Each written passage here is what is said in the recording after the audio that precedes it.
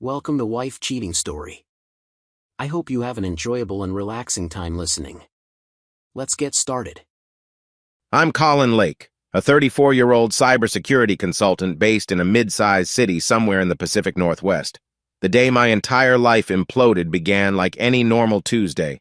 I remember the smell of my coffee hazelnut roast, strong and comforting. I remember the beep of my phone as I left the office, telling me it was only 4:28 p.m. earlier than usual. I remember an odd, nagging worry in my gut that I tried to brush away. Lorelei, my wife, had texted me that morning. Gonna be home late. Big real estate closing with Marcus. She worked at some big real estate law firm downtown, often rattling on about deals, closings, forms, escrow, all that. On the surface, it sounded normal. But looking back, I see the small cracks that should have told me something was off. She'd been coming home late for months, always an excuse. Client crisis, office dinner, or team celebration. I never questioned it deeply because I was busy with my own job. Hindsight is a cruel teacher. Anyway, that Tuesday, I finished my security project hours ahead of schedule. The client was thrilled. My manager was all smiles. Instead of sitting around the office, I decided, let's do something special for Lorelei tonight. We'd been married nearly 7 years, and though it wasn't always fireworks and romance, I wanted to re-spark something.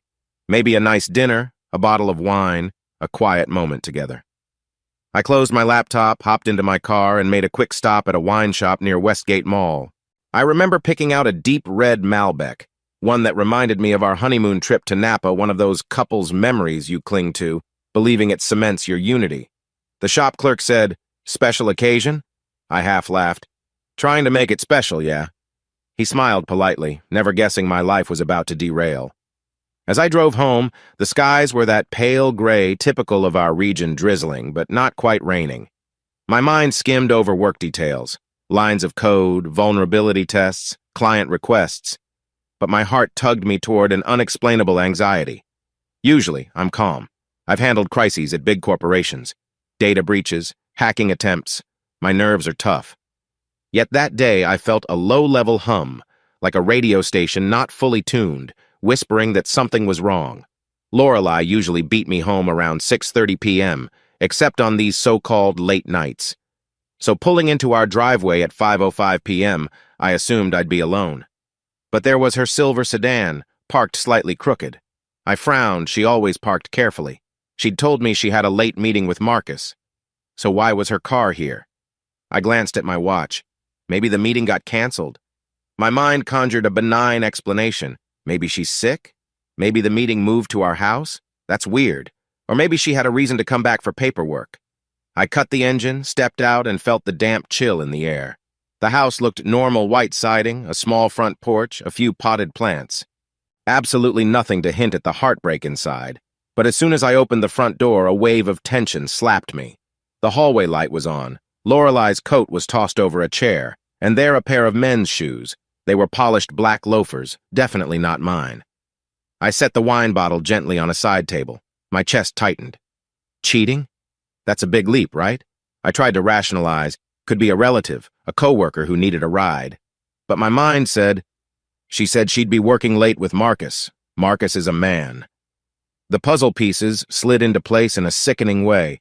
In my line of work, I've learned to remain calm, gather data. So I closed the door softly, letting the automatic lock click. I stepped forward, heart pounding, hearing the faintest murmur from upstairs.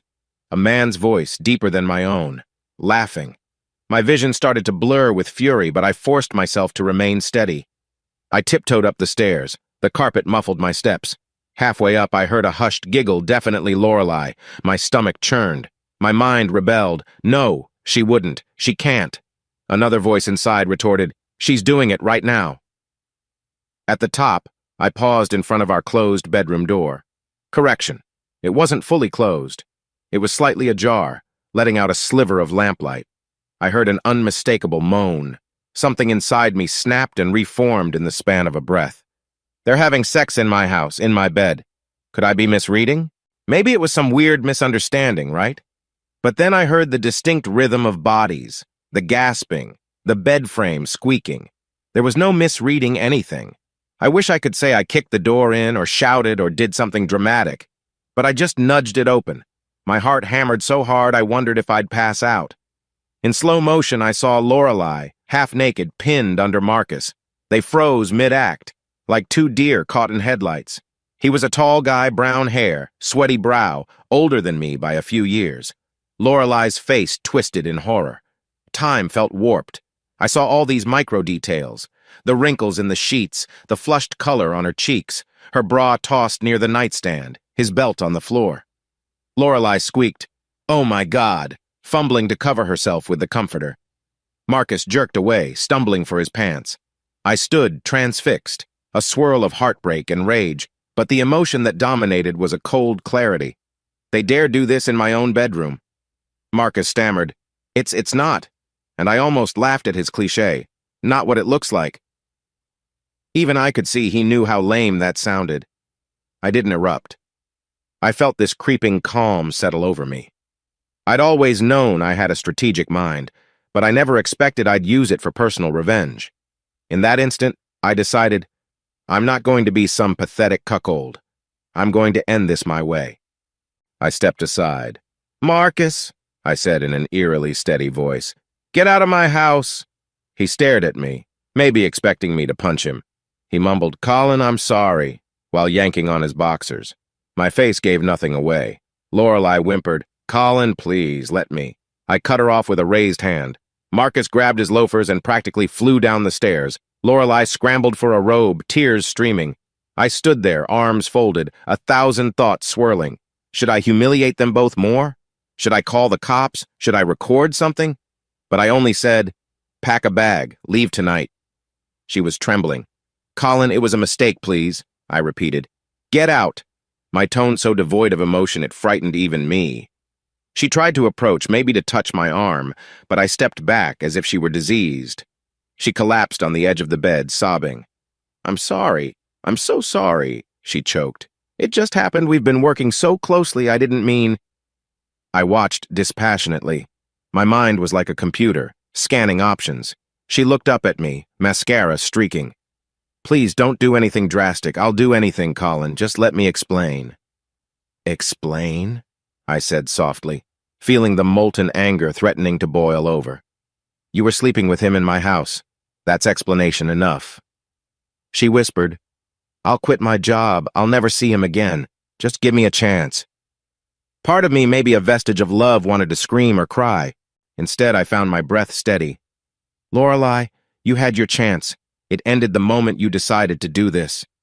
She broke down in heaving sobs. I walked out of the bedroom, giving her space to dress. My reflection in the hallway mirror looked alien pale, tense. I saw my hand trembling slightly, so I balled it into a fist. I was no saint. I wanted to shout, "Throw things." But a quiet voice in my head said, "Revenge is better served cold. Calm down.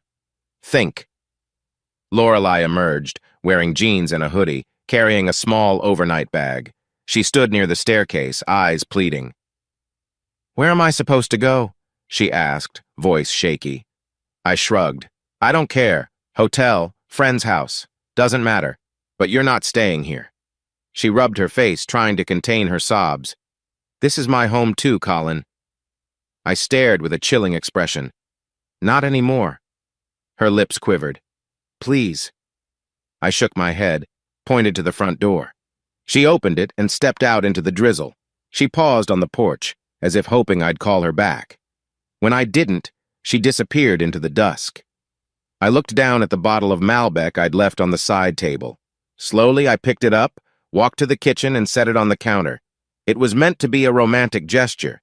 Now it felt like a symbol of my naivete. I nearly hurled it into the trash. Then I changed my mind and placed it gently in a cupboard.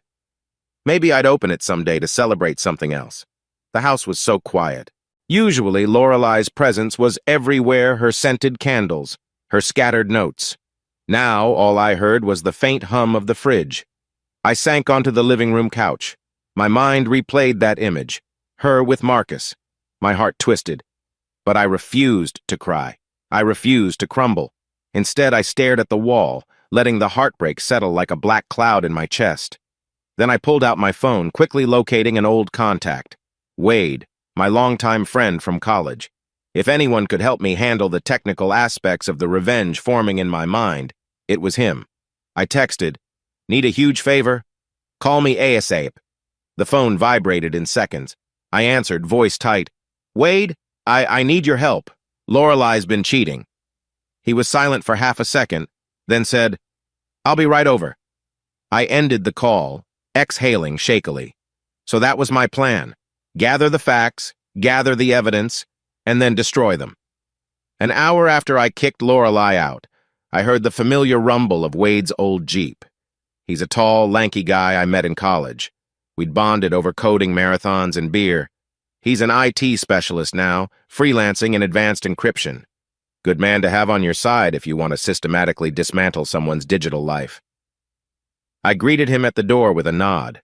Wade sized me up, noticing my stiff posture, probably the dead look in my eyes. He handed me a Togo coffee, still hot. "You look like you need this," he said gently. "Thanks." My voice was hollow. He followed me inside, glancing around. "Where's Lorelai?" I let out a bitter laugh. "Gone. I made her leave." He sighed. "I still can't believe she'd do this." Then, seeing my expression, he quickly added, "I'm sorry, man. Let me know everything from the top." We sat at the dining table, coffee cups in front of us. I gave him the condensed version, me arriving early, seeing Marcus's shoes, walking in on them, the look of shock on their faces, Lorelai's pleas, my decision to force her out. Telling it out loud felt surreal, like describing a scene from someone else's life. Wade's jaw clenched. "Bastards," he muttered. "I always thought she was dedicated to you."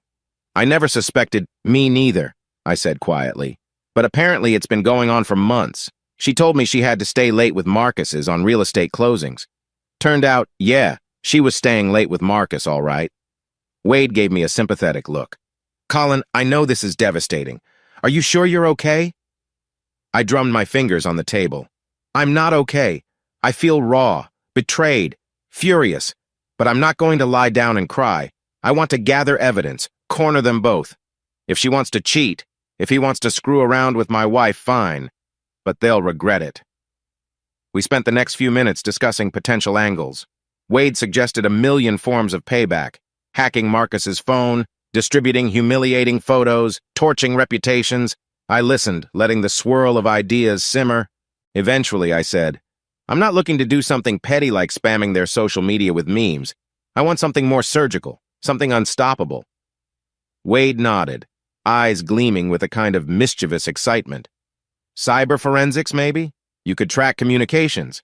If Marcus is doing anything shady, you can leverage that." I recalled that Marcus was a big shot at Lorelai's firm. Real estate often has corners of corruption kickbacks, hidden deals. "Yes," I said softly. "If I can prove he's involved in anything illegal, that'd be the perfect way to bring him down. Lorelai, too, if she's complicit." Wade smiled grimly. "This is why we're friends. We think alike." While we talked, my phone buzzed 4 times, each from Lorelai. I turned it face down, refusing to answer. Then it chimed with voicemails. I opened the phone settings, listened to the messages for potential evidence. Each was full of sobs. "Colin, please, I'm so sorry. Call me back. You're not responding. I'm freaking out. This was a mistake, I swear. Please pick up." Wade watched me with a raised eyebrow. "Still want them?" I nodded, saving them to a separate folder. "Maybe I'll need them in a divorce negotiation or something. She can't pretend she didn't do anything." Wade studied me a second. "You're really going through with a divorce?" I stared at him. "She disrespected me in the worst way. That's it. There's no coming back from this." He sighed. "Yeah, I get it. Just let's take it step by step." Around 9 p.m., after we hashed out a rough plan for me to consult a lawyer, gather digital evidence, and possibly set up trackers, Wade insisted we order pizza. My stomach churned with stress, but I realized I hadn't eaten since noon. Starving or not, I needed some calories. We ended up with a large pepperoni, half of which remained untouched on the kitchen counter by midnight. We ate in near silence, the only background noise being the drip of the faucet. It was surreal. Normally, Lorelai would be here, rummaging through the fridge, chatting about her day. Now it felt like a tomb. Wade finally spoke, voice soft. I remember when you guys first started dating. She was so bright, always laughing. You two seemed unstoppable. I pressed my lips together. People change, I guess. He looked at me carefully. I'm sorry. I nodded, swallowing hard. Me too.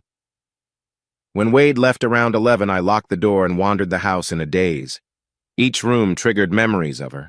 The living room couch where we used to watch late-night shows. The hallway mirror where she'd fix her hair. The bedroom god, the bedroom. I couldn't even step inside yet. Finally, I forced myself to walk in there.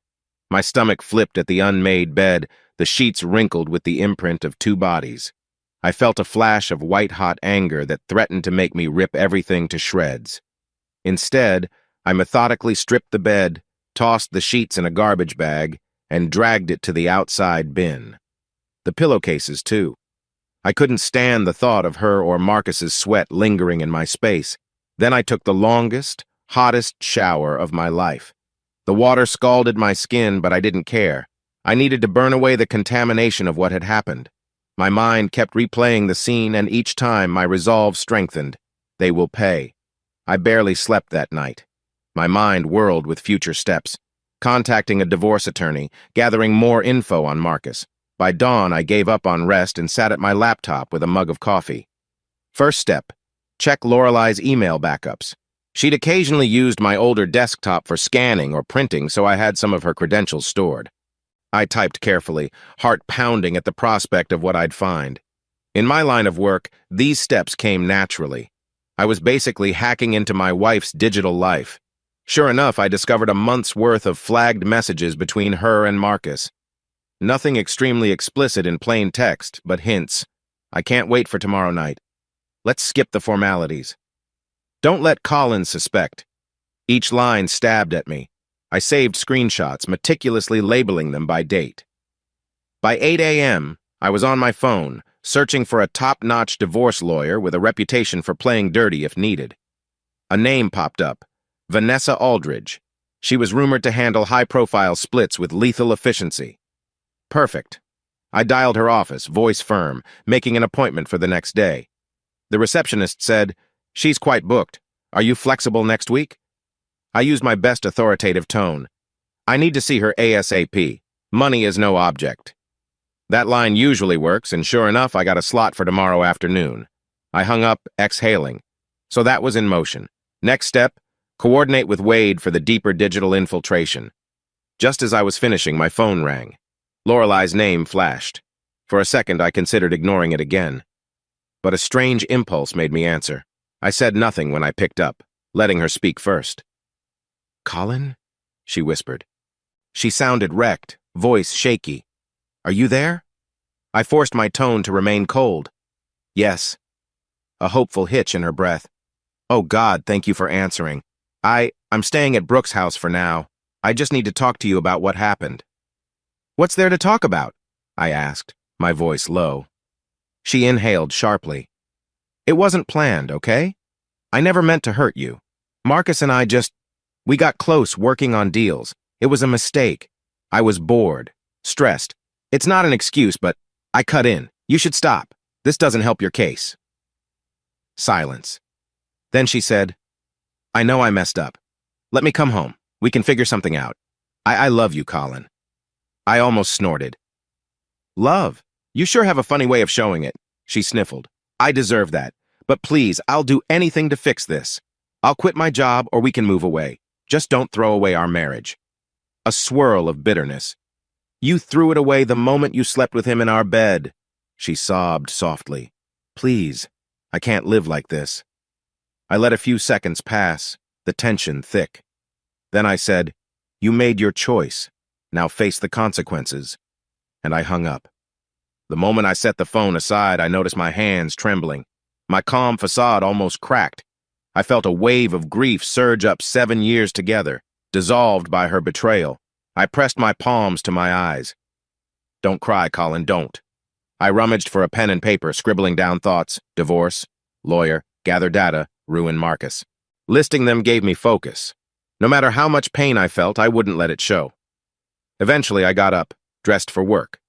Because ironically, Life marches on. I had client tasks to handle, bills to pay, a facade of normalcy to maintain. Arriving at my cybersecurity firm, I forced a half-smile at coworkers. None suspected the turmoil. I ducked into my cubicle, rummaged through code lines, triple-checking product deliverables. Usually, work engrosses me, but that day I was half distracted, thinking about the next step in my personal crusade. At lunch, my manager, Kelsey, asked if I wanted to grab a bite. I politely declined, citing urgent errands. Truth was, I had no appetite and needed to step out to call Wade again.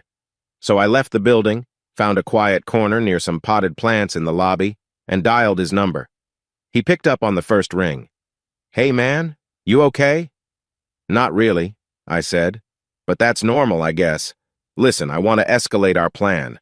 I have some of Lorelei's email logs that hint she's been meeting Marcus for months, possibly even forging documents for his deals. If I can find something bigger, we can bury them both." Wade's tone turned businesslike. "All right, let me help. We can do a thorough search of the law firm's public database. If he left any digital footprints, we'll find them." I nodded to myself. "Good. Let's meet tonight. My place again." Hanging up, I felt a grim sense of purpose. If Lorelei's affair with Marcus extended into shady legal territory, that gave me leverage. Not just to ensure I got a favorable divorce, but to watch them face real consequences. Maybe disbarment for him. Public humiliation for her.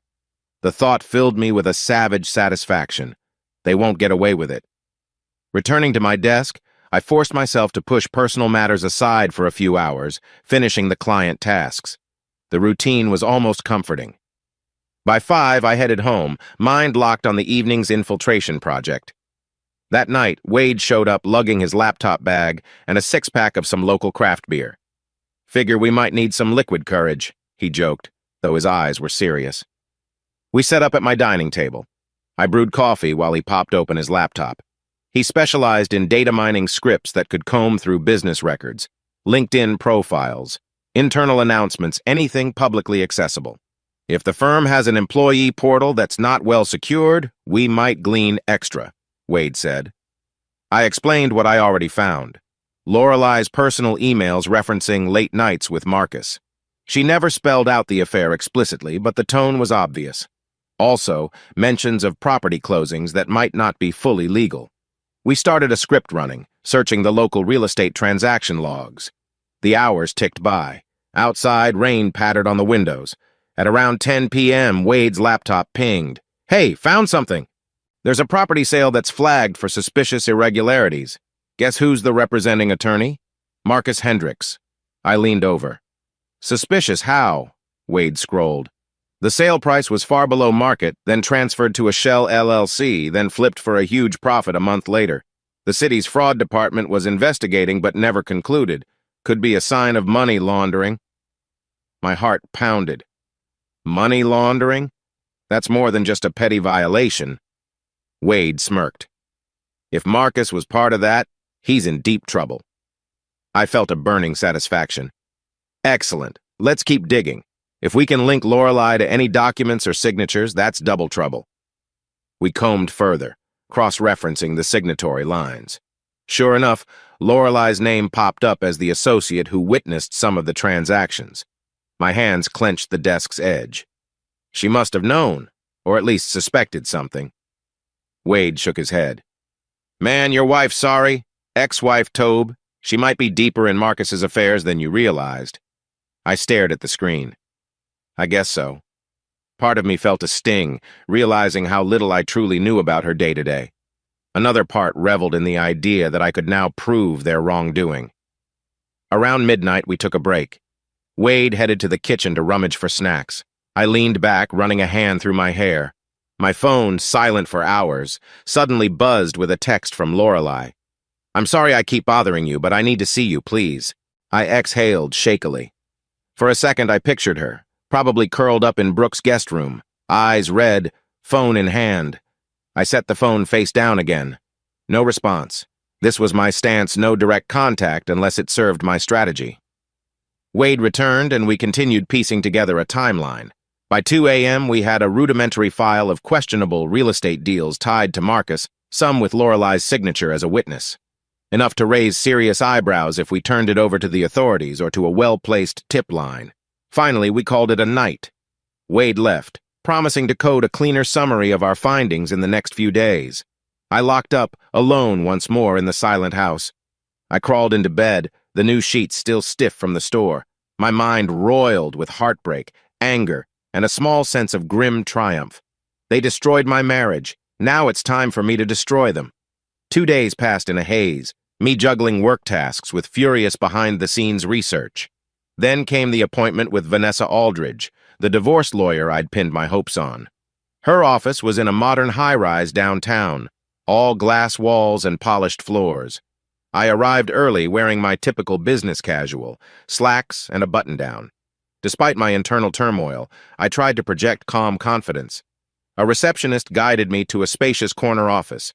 Floor-to-ceiling windows showcased the city skyline. Behind a sleek desk sat Vanessa, mid-30s, sharp gray suit, hair in a neat bun. She stood as I entered, offering a firm handshake. "Colin Lake?" she said. "Nice to meet you. Have a seat." I settled into a leather chair. She studied me with piercing eyes. "You sounded urgent on the phone, something about adultery, financial leverage?" I exhaled, giving her a concise but thorough rundown of the affair, the real estate deals, the data Wade and I uncovered, and my intention to file for a swift, brutal divorce that left Lorelei with next to nothing. Vanessa listened without interrupting, occasionally jotting notes. When I finished, she leaned back. "This is quite the scenario. If your wife was complicit in shady transactions, that could be powerful leverage. But let's go step by step. She asked about finances, joint accounts, the house deed, any prenuptial agreements. We had none. Our finances were somewhat mingled, but mostly stable. Do you two have children?" she asked. "No," I said curtly, a faint pang of relief. Children would have complicated this mess. Vanessa tapped her pen on a folder. "So, you want the quickest possible divorce, ideally with a favorable property split. You also mentioned you'd like to tarnish her reputation if possible." I nodded. "I'm not out to be petty, but—" She arched an eyebrow. "You kind of are, and that's okay, given the circumstances." I shrugged. "I want justice. She cheated and betrayed me. I won't let her walk away and keep half the house." Vanessa gave a small smile. "I understand. If we prove adultery, many states still consider that in property division, though it's not always a decisive factor. But combined with evidence of unethical legal dealings, that changes the game." She outlined how we'd approach the filing. "We'll cite irreconcilable differences. Meanwhile, we'll gather documentation of her affair with Marcus, plus any link to real estate fraud. Then we present it to her side, strongly implying we'll go public if she contests." I felt a surge of satisfaction. "Exactly. She'll be cornered." Vanessa nodded. "I do need a retainer up front. I'm not cheap." I looked her in the eye. "I can pay. Money isn't my main worry." She scribbled on a contract, sliding it over. "Sign here. We'll begin immediately." I scrawled my signature. The pen felt heavy, like signing away the last illusions of my marriage. Before I left, Vanessa raised a question. "What about Marcus? Are you aiming to sue him for alienation of affection or anything along those lines?" "Is that even possible?" I asked, remembering some states allow that. She shrugged. "Depends on local laws, but it's rarely successful. Might just be a distraction." I considered. "I'd rather ensure he gets hammered by the legal system for real estate fraud. We have some evidence. If that means Lorelei goes down too, so be it." Vanessa's lips curved in a near smirk. "Understood. I'll keep you posted on all fronts." We shook hands. Stepping out into the hallway, I felt a grim empowerment. "Game on, Lorelei. You made your move. Now watch me make mine." Back at my own office, I tried to maintain an aura of normalcy. People asked, "How's Lorelei?" or "Got weekend plans?" I responded with vague answers, forcing a polite smile. Little did they know that my entire personal life was in chaos. One afternoon, a coworker named Trisha commented that I seemed quieter than usual. I gave a half-hearted excuse about family stuff. She nodded sympathetically. If only she knew the real story. Nights were the hardest. Lying in that bed alone, missing the warmth I once took for granted. Then I remembered how Lorelei and Marcus defiled it, and the wave of anger replaced any nostalgia. I can't let my heartbreak weaken me. Midweek, Lorelei's friend Brooke tried to contact me. Left a voicemail saying, "Colin, I know you're upset. Lorelei's a mess. She wants to meet you to talk about some arrangement. Can we do coffee, all three of us?" I quickly texted, "No. All communication goes through my lawyer." Within minutes, Lorelei called me directly. Against my better judgment, I answered maybe I wanted to see what she'd say. Her voice was hoarse from crying. "Colin, please. Just let me see you for 5 minutes. I can't stand this silence." I forced my voice to remain calm. "There's nothing to discuss that my lawyer can't handle." She let out a shaky breath. "I never meant for it to go this far. I've been staying at Brooke's place, and it's humiliating. I miss home. I miss you." I bit back a scornful laugh. "You miss me? Didn't seem that way when you were under Marcus," she whimpered. "That's not fair." "Not fair?" I repeated, letting the bitterness seep in. "You made your bed, Lorelei. Lie in it. Or in your friend's guest room or wherever. Just know I'm filing for divorce." She sobbed. "You can't just throw me away like this." I exhaled. "You threw us away," I said softly, and ended the call. After that call, I felt an emotional storm brewing.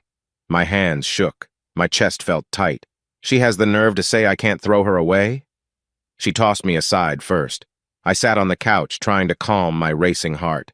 The living room walls felt too close. Usually I'd relax with a movie, maybe cuddle with Lorelei. The emptiness pressed in.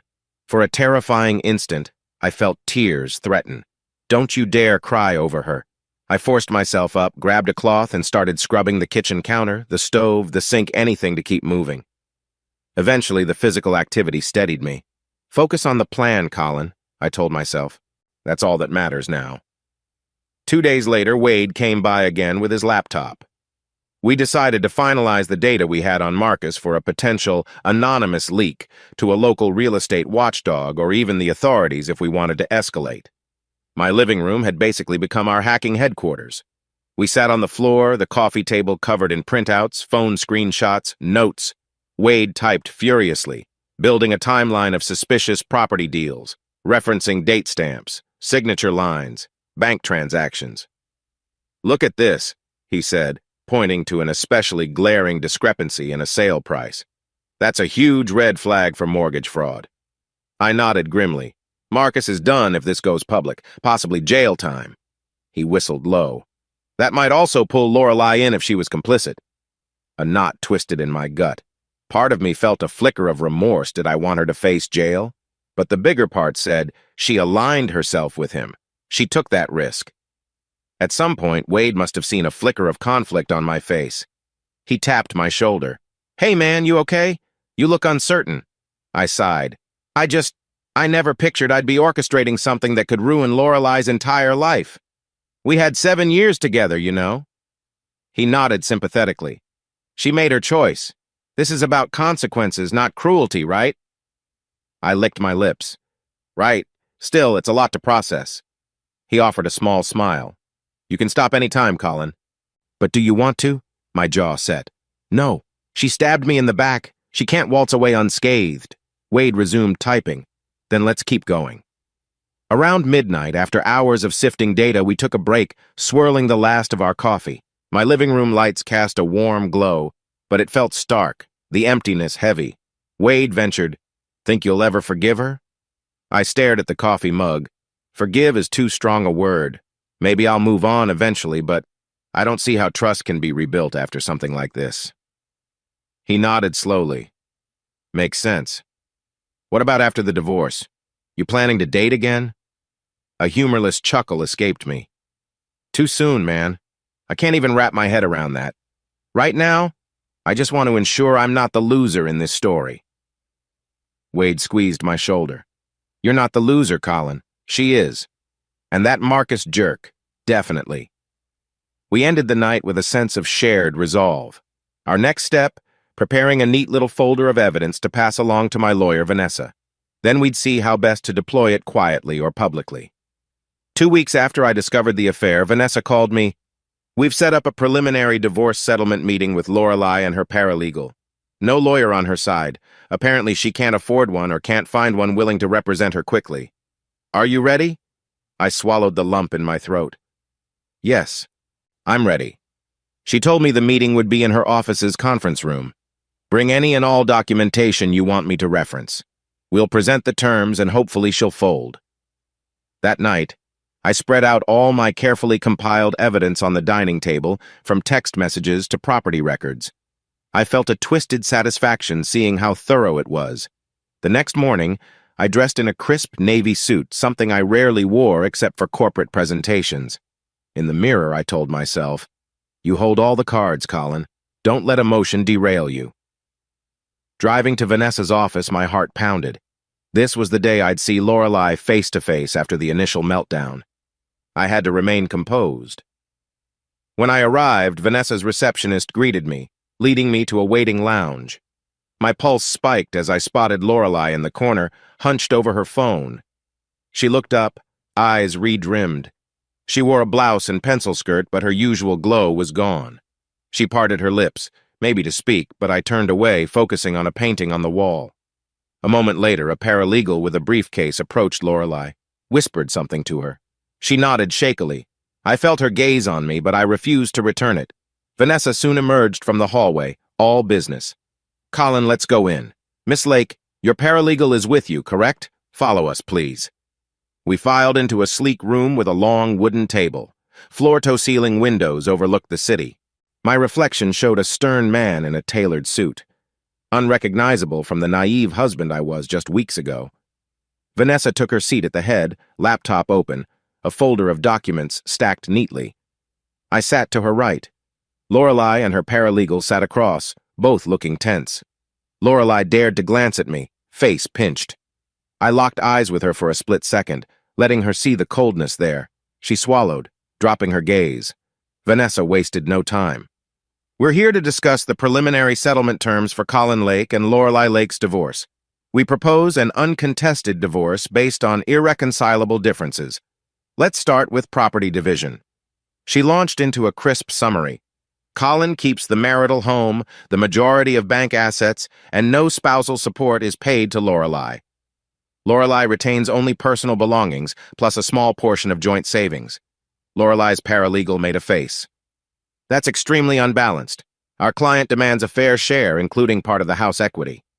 Vanessa smiled coolly. "In normal circumstances, that might be valid, but we have evidence of adultery on Miss Lake's part. In many states, that can sway negotiations." The paralegal pressed on. "Affairs don't always override property laws." Vanessa tapped a folder. "We have more.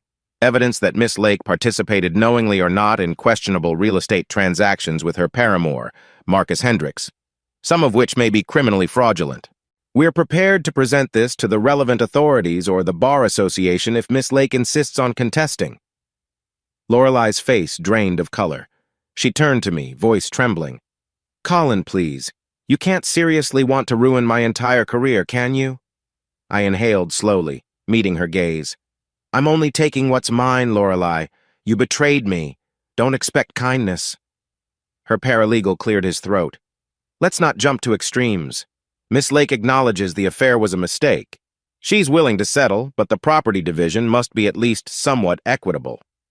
Vanessa slid a set of photographs across the table, plus screenshots of messages. "These show Miss Lake and Mr. Hendricks referencing hush money. Also, multiple meeting times, some on firm premises, some in Colin's marital home. We believe a judge might weigh these details harshly." Lorelei's lips quivered.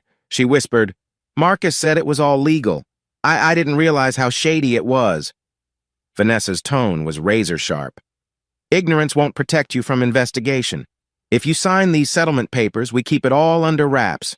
No media, no Bar Association complaints. But if you fight, we go public." Lorelei's eyes brimmed with tears. She looked cornered, glancing at the paralegal, who shrugged helplessly. "This is strong evidence," he admitted. "It could get messy." She turned to me again, voice breaking. "Colin, I know I hurt you. I'm so sorry, but can't you show a little mercy? We had 7 years." My chest tightened. The memory of our wedding day flickered, her bright smile, my vow to stand by her forever. But now, all I felt was the sting of betrayal. I forced my voice to remain steady. "You destroyed that, Lorelei. This is the consequence. She gave a small sob, pressing shaking hands to her face. I can't believe you'd do this to me. I almost laughed at the irony. You cheated on me, remember? You started this. Vanessa pushed the settlement document forward. Sign here, Miss Lake, if you accept. This means you waive claims to the house, the larger share of assets, and you won't contest the divorce terms. Lorelei's paralegal started to object, but Lorelei slumped in her chair, tears rolling down her cheeks. What if I don't sign? Vanessa's expression was cool. Then we proceed with an at-fault divorce, release the evidence to the investigators, and potentially involve a civil suit for your role in real estate fraud. The outcome would be far worse for you. Lorelei stared at me with heartbreak in her eyes. Colin, is this how much you hate me? I swallowed. I don't know if it's hate, but I won't let you walk away unscathed. Sign it. She exhaled a shaky breath, then took the pen. As she scrawled her signature, tears splattered onto the paper. My heart thumped with a twisted sense of finality. We're done. When the paralegal concluded the formalities, the meeting ended. The paralegal stepped out to arrange copying. Vanessa gathered her files. Lorelei lingered, eyes glued to me. Once Vanessa left the room to talk to staff, it was just us. Lorelei stood, walking around the table. She approached me hesitantly, tears in her eyes. Colin, can I talk to you alone for a second, please? I hesitated. Then I nodded. She looked so fragile, but I reminded myself of her betrayal. She took a shaky breath. I know I have no right to ask for anything, but I want you to know I truly regret it. I never stopped loving you. I was stupid, bored. The thrill with Marcus felt exciting. God, it sounds so pathetic now. I studied her, arms folded.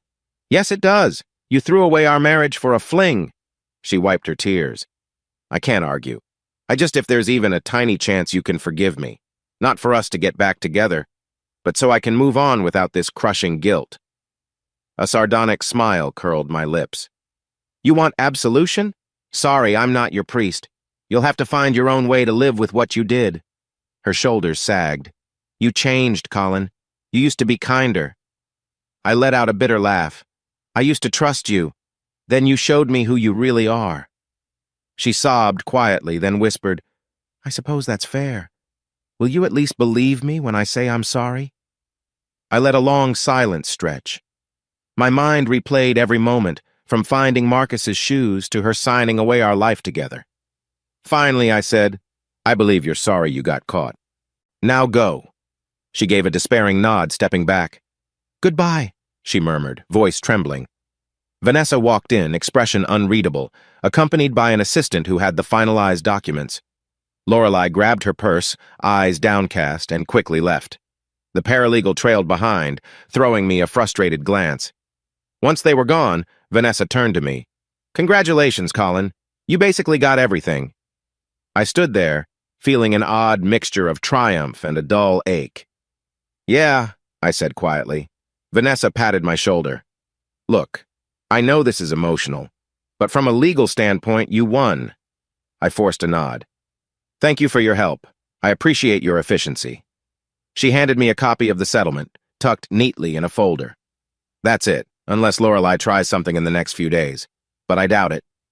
I exhaled, realizing the enormity of what just happened. The marriage that began with love and optimism was now shattered by a single signature, and I'd orchestrated an outcome that left Lorelei almost penniless. Did that make me a monster? Possibly, but she was the one who laid the foundation for this. Vanessa offered a small smile. I'll be in touch if we need further action. Otherwise, you're free.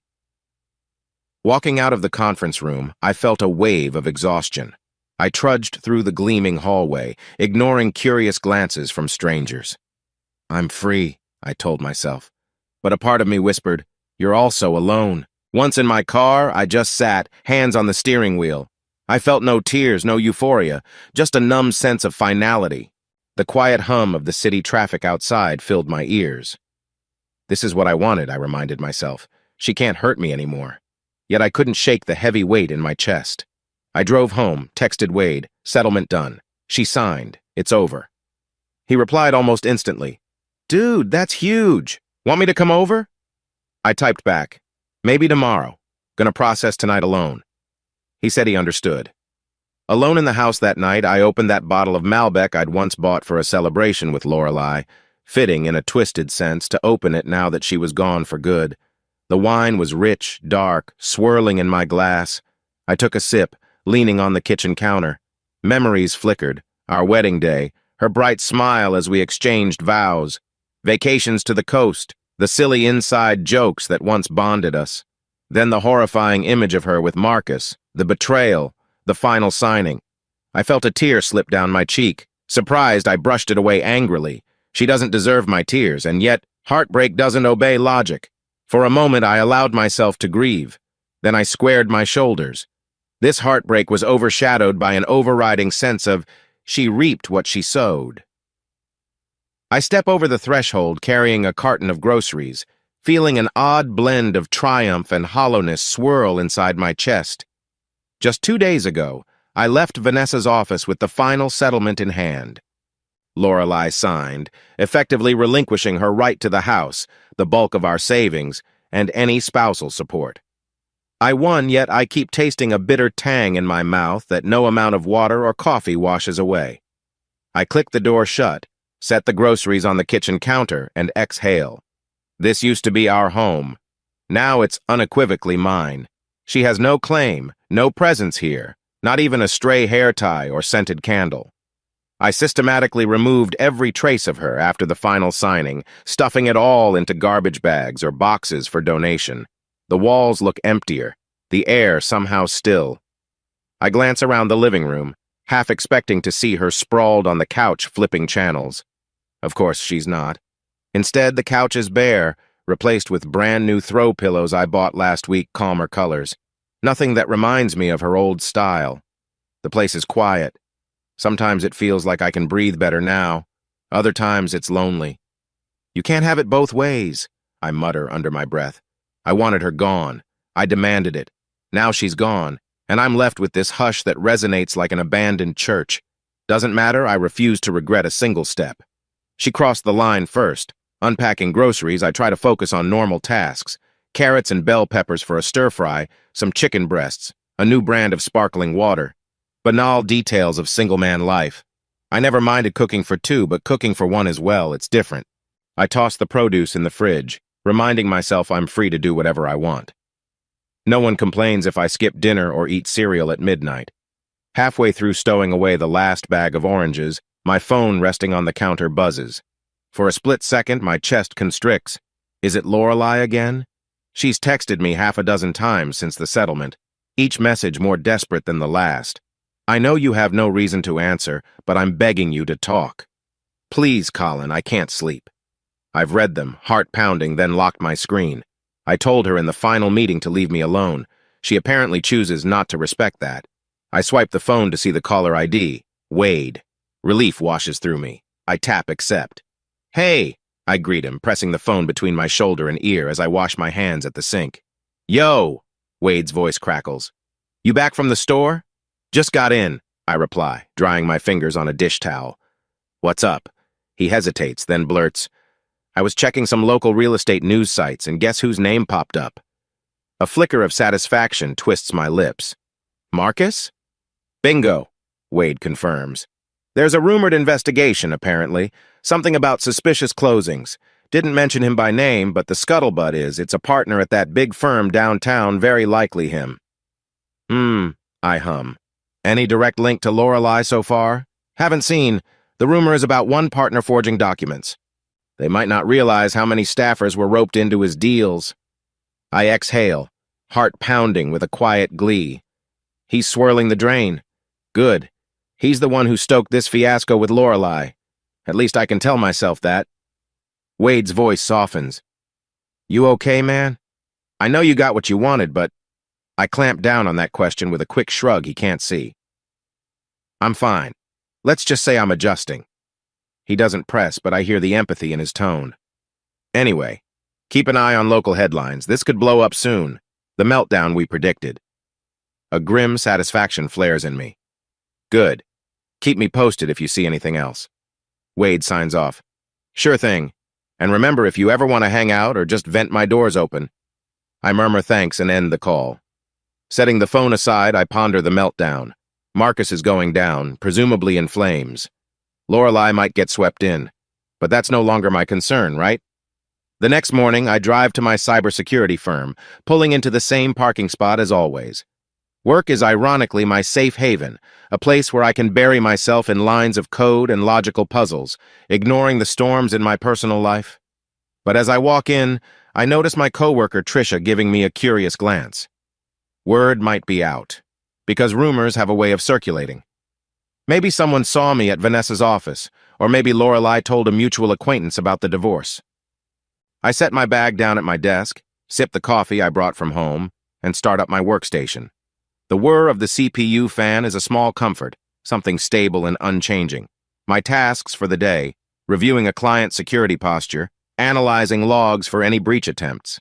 I haven't told many people at work about my marriage collapse, partly because it's personal, partly because I don't want pity. So when Trisha sidles up with a concerned expression, I brace myself.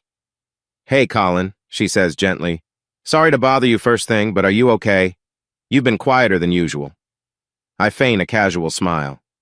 "Yeah, just busy with some personal stuff." Her brow furrows. "If you need help or want to talk, let me know." She gives me a friendly pat on the shoulder, then returns to her station. I appreciate the sentiment, but have no intention of spilling the fiasco at the water cooler. Around noon, my manager Kelsey swings by my desk. She's a brisk, no-nonsense woman in her early 40s, known for being tough but fair. "Colin, you free for lunch today?"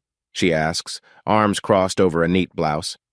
My first instinct is to decline. I have no appetite for socializing, but something in her tone suggests it's not a request I can politely wave off.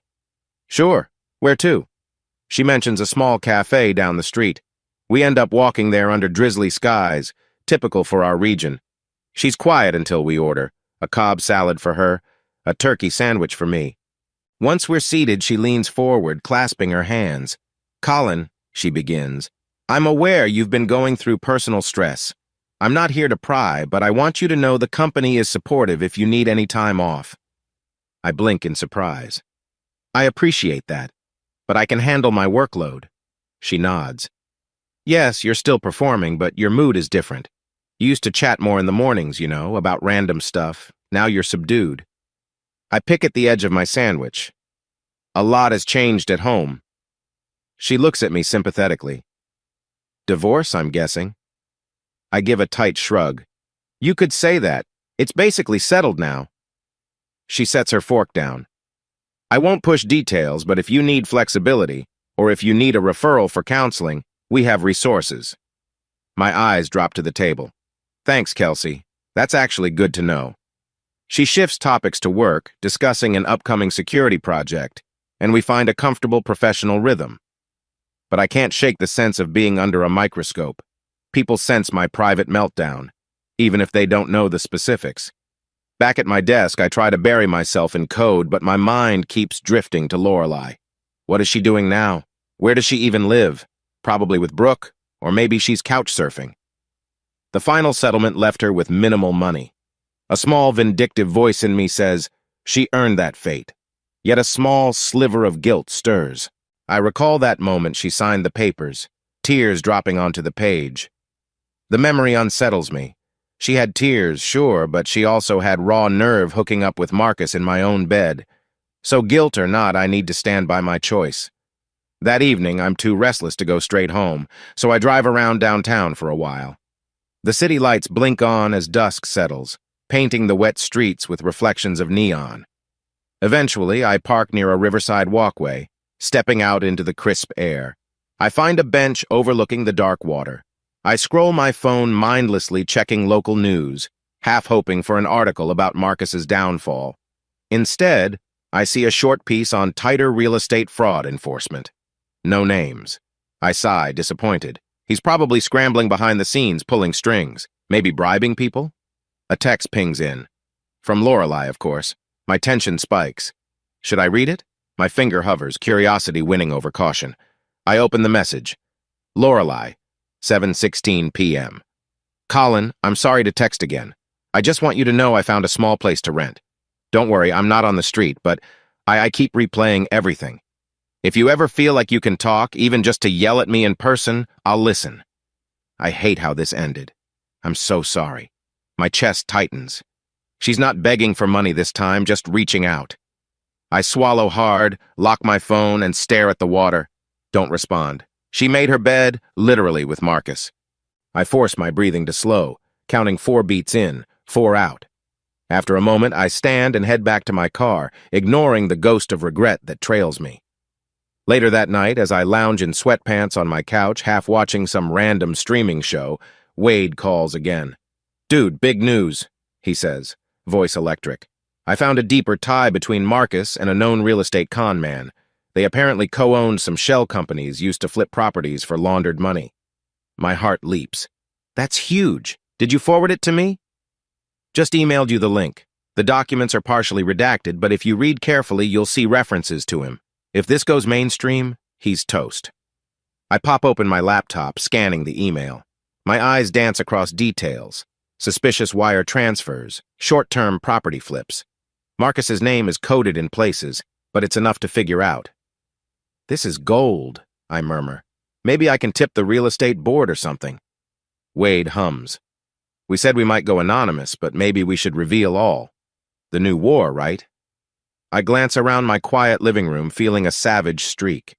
"Yeah, let's do it. We hold the match that lights his entire empire on fire." Wade laughs, though there's an edge. "Let me tidy up the doc. Remove any hints that we got it through borderline hacking. Then we can share it with the city's watchdog group or even local media." I close my eyes. Yes, I want him to feel the pressure. He was half the reason my marriage fell apart. After I hang up, I walk to the bathroom, flick on the light, and stare at my reflection. My eyes look more tired, stubble shadowing my jaw. Am I going too far? I ask the man in the mirror. Then I remember him sweating over my wife in our own bed.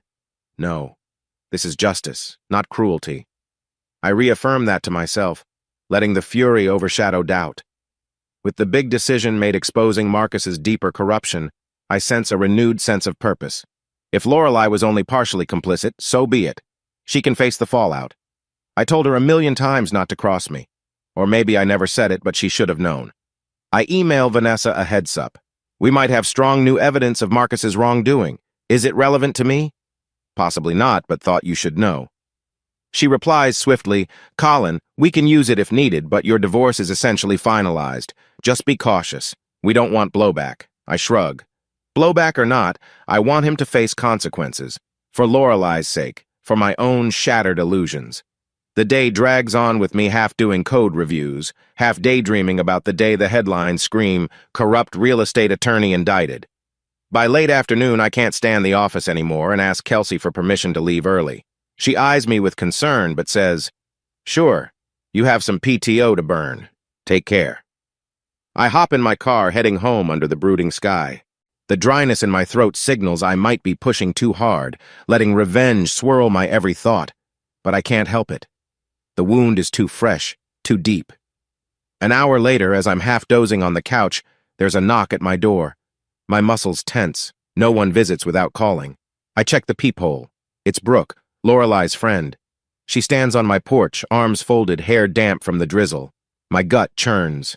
Why is she here? I open the door a crack, voice stiff. "Brooke, what do you want?" She lifts her chin. "I need to talk to you. May I come in?" I hesitate, scanning her expression. She looks a bit upset, but not furious. Maybe she's just delivering a message from Lorelei. Part of me wants to slam the door, but I sigh and step aside. Fine. 2 minutes. She enters, glancing around. House looks different. "Yeah, I changed some stuff," I say curtly. "Speak." She exhales. "Look, I know you're done with Lorelei. I get it. She messed up. She's the reason your marriage crashed. But Colin, she's not coping well. She's borderline depressed, frantic. She can't find stable work because of the rumors swirling around the firm. People blame her for messing with Marcus, who's under investigation." My shoulders tighten. That's not my problem anymore. She frowns. She's not asking for handouts. She just wanted me to see if there's any chance you'd be open to a civil conversation, maybe closure, so she doesn't keep beating herself up. She still loves you, in some twisted sense. I bark a humorless laugh. She loves me. She loved me while hooking up with Marcus in my bed? Sorry if I don't buy that. Brooke's eyes flash. She did a horrible thing, yes, but she's still human.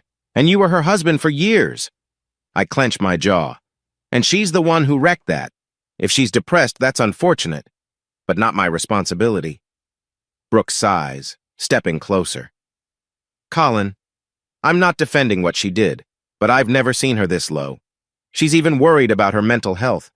Don't you have a shred of compassion? I rub my forehead. A headache threatens. I had compassion. She spat on it.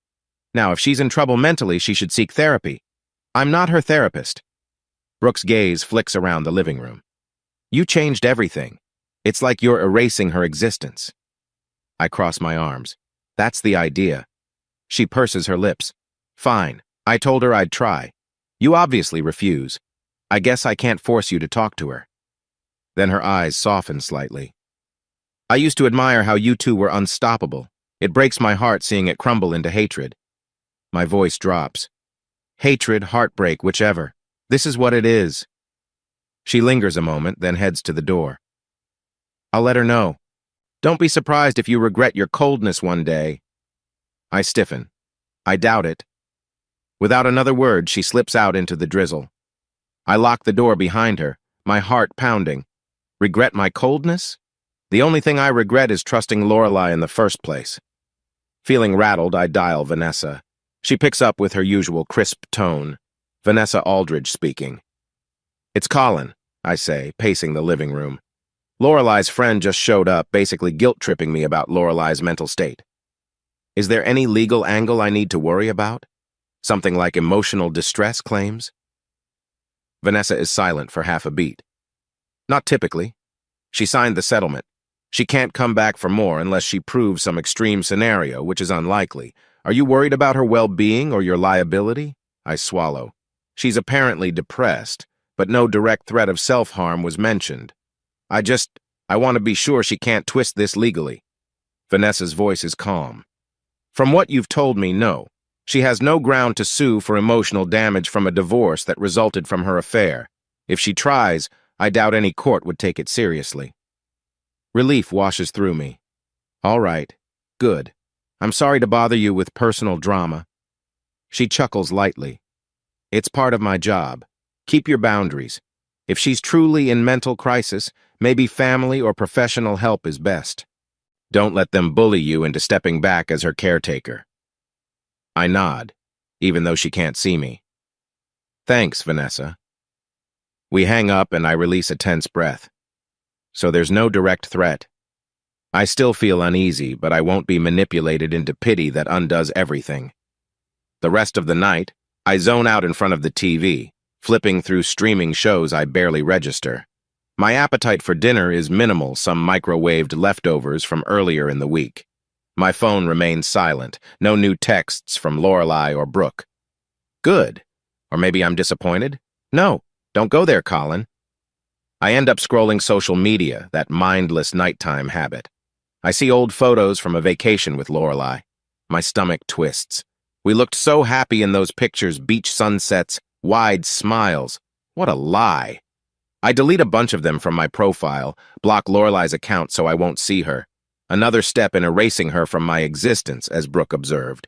Finally, I crawl into bed close to midnight, exhaustion pressing on my shoulders. My last waking thought, Marcus, I hope the walls are closing in on you. The day after Brooke's visit, I wake up groggy. My alarm blares at 6:30 a.m. and I groan, rolling out of bed. My first conscious thought is a recurring theme these days. I'm alone. No one else stirs in the house. No morning chatter about schedules or breakfast. It's simultaneously liberating and bleak. I brew coffee, stare at the swirling steam. My phone sits silent on the counter. Part of me wonders if Lorelai texted overnight, but I told myself not to check. We're done.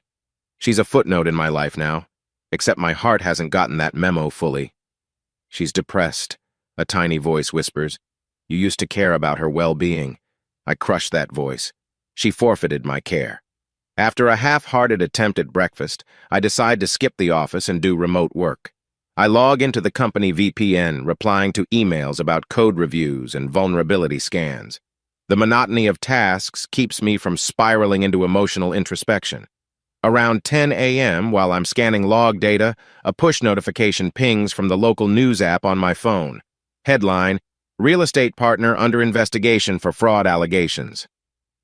My heart leaps. Tapping it open, I see a short article referencing unnamed sources at the firm, highlighting suspicious property flips and potential money laundering. It doesn't name Marcus outright, but calls him Attorney M.H., which is basically an open secret. My lips curl in a grim smile. Finally, this must be the beginning of his public downfall. I scan the article's details, seeing mention of the city's real estate board cooperating with law enforcement. He's definitely in deep trouble. Good. The phone buzzes with a text from Wade. Saw the news? We did it, buddy. I chuckle, typing back, yes. The meltdown begins. Another text arrives, this time from Vanessa. Vanessa, 10:12 a.m. Colin, have you seen the piece on Attorney M.H.? I suspect that's your friend Marcus. Are you behind that tip? I roll my eyes at the word friend. Then I respond. We might have shared info anonymously. This should confirm he's going down, right? She replies swiftly. Quite possibly. Just be cautious. If he gets desperate, he might lash out. People cornered by criminal probes do crazy things. My adrenaline spikes. Desperate? Could he come after me? The idea both excites and worries me. I text a final note. I'll keep an eye out. Thanks. If Marcus suspects I orchestrated the tip, he might attempt revenge. But what can he do? Sue me for defamation? The truth is on my side. Hack me? I'm a cybersecurity specialist, so good luck. Or maybe physically confront me. That possibility makes my stomach lurch. He's not known to be violent, but desperation changes people. I step to my front window, peering at the quiet suburban street. Everything looks normal. A mail truck rolling by, neighbors' cars parked. Still, I decide to keep doors locked, as usual, maybe set an extra security measure. Better safe than sorry. In a fit of curiosity, I open a throwaway social media account to see if the local rumor mill is buzzing. Indeed, a popular local forum is ablaze with speculation about Attorney M.H. and potential co-conspirators. People mention the entire firm might be indicted, mass layoffs. Someone named Lorelei was also a staff attorney. My heart squeezes. Lorelei's name is floating around. She might lose any chance of working at reputable places if this rumor snowballs. A pang of guilt mingles with satisfaction. She hopped in bed with a scumbag. Now the karma train has arrived. Yet I recall her tearful face, her begs for mercy.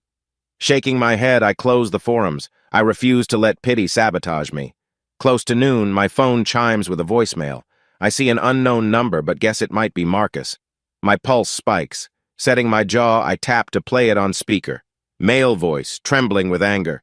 Colin, I know you're behind this smear campaign, tipping off the press. You want to bury me, don't you? Well, guess what two can play that game? You think you're invincible, but I've got dirt on you too. You messed with the wrong man. This isn't over. My stomach clenches. He sounds furious, cornered, threatening me. A chill crawls up my spine. What dirt could he possibly have? Probably nonsense. But my heart races. I text Wade the voicemail snippet. He replies, he's bluffing. Even if he tries forging something, we can disprove it. That logic calms me slightly. Yes, I must remain calm. By evening, I decide to invite Wade over for dinner. I'm craving some company, a distraction from the swirling tension. He arrives with a grin and a bag of groceries, insisting we cook real food instead of microwave junk. We find ourselves in my kitchen, slicing onions and marinating chicken, the air filled with the sizzling sound of olive oil in a skillet. It's almost domestic, a far cry from the sleepless nights of plotting revenge.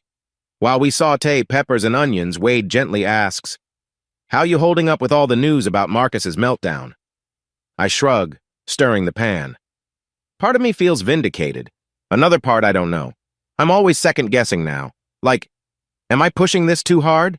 He's threatening me. Wade leans a hip against the counter. He has no real leverage, right? He's just lashing out. I nod. Probably, but it still leaves me uneasy.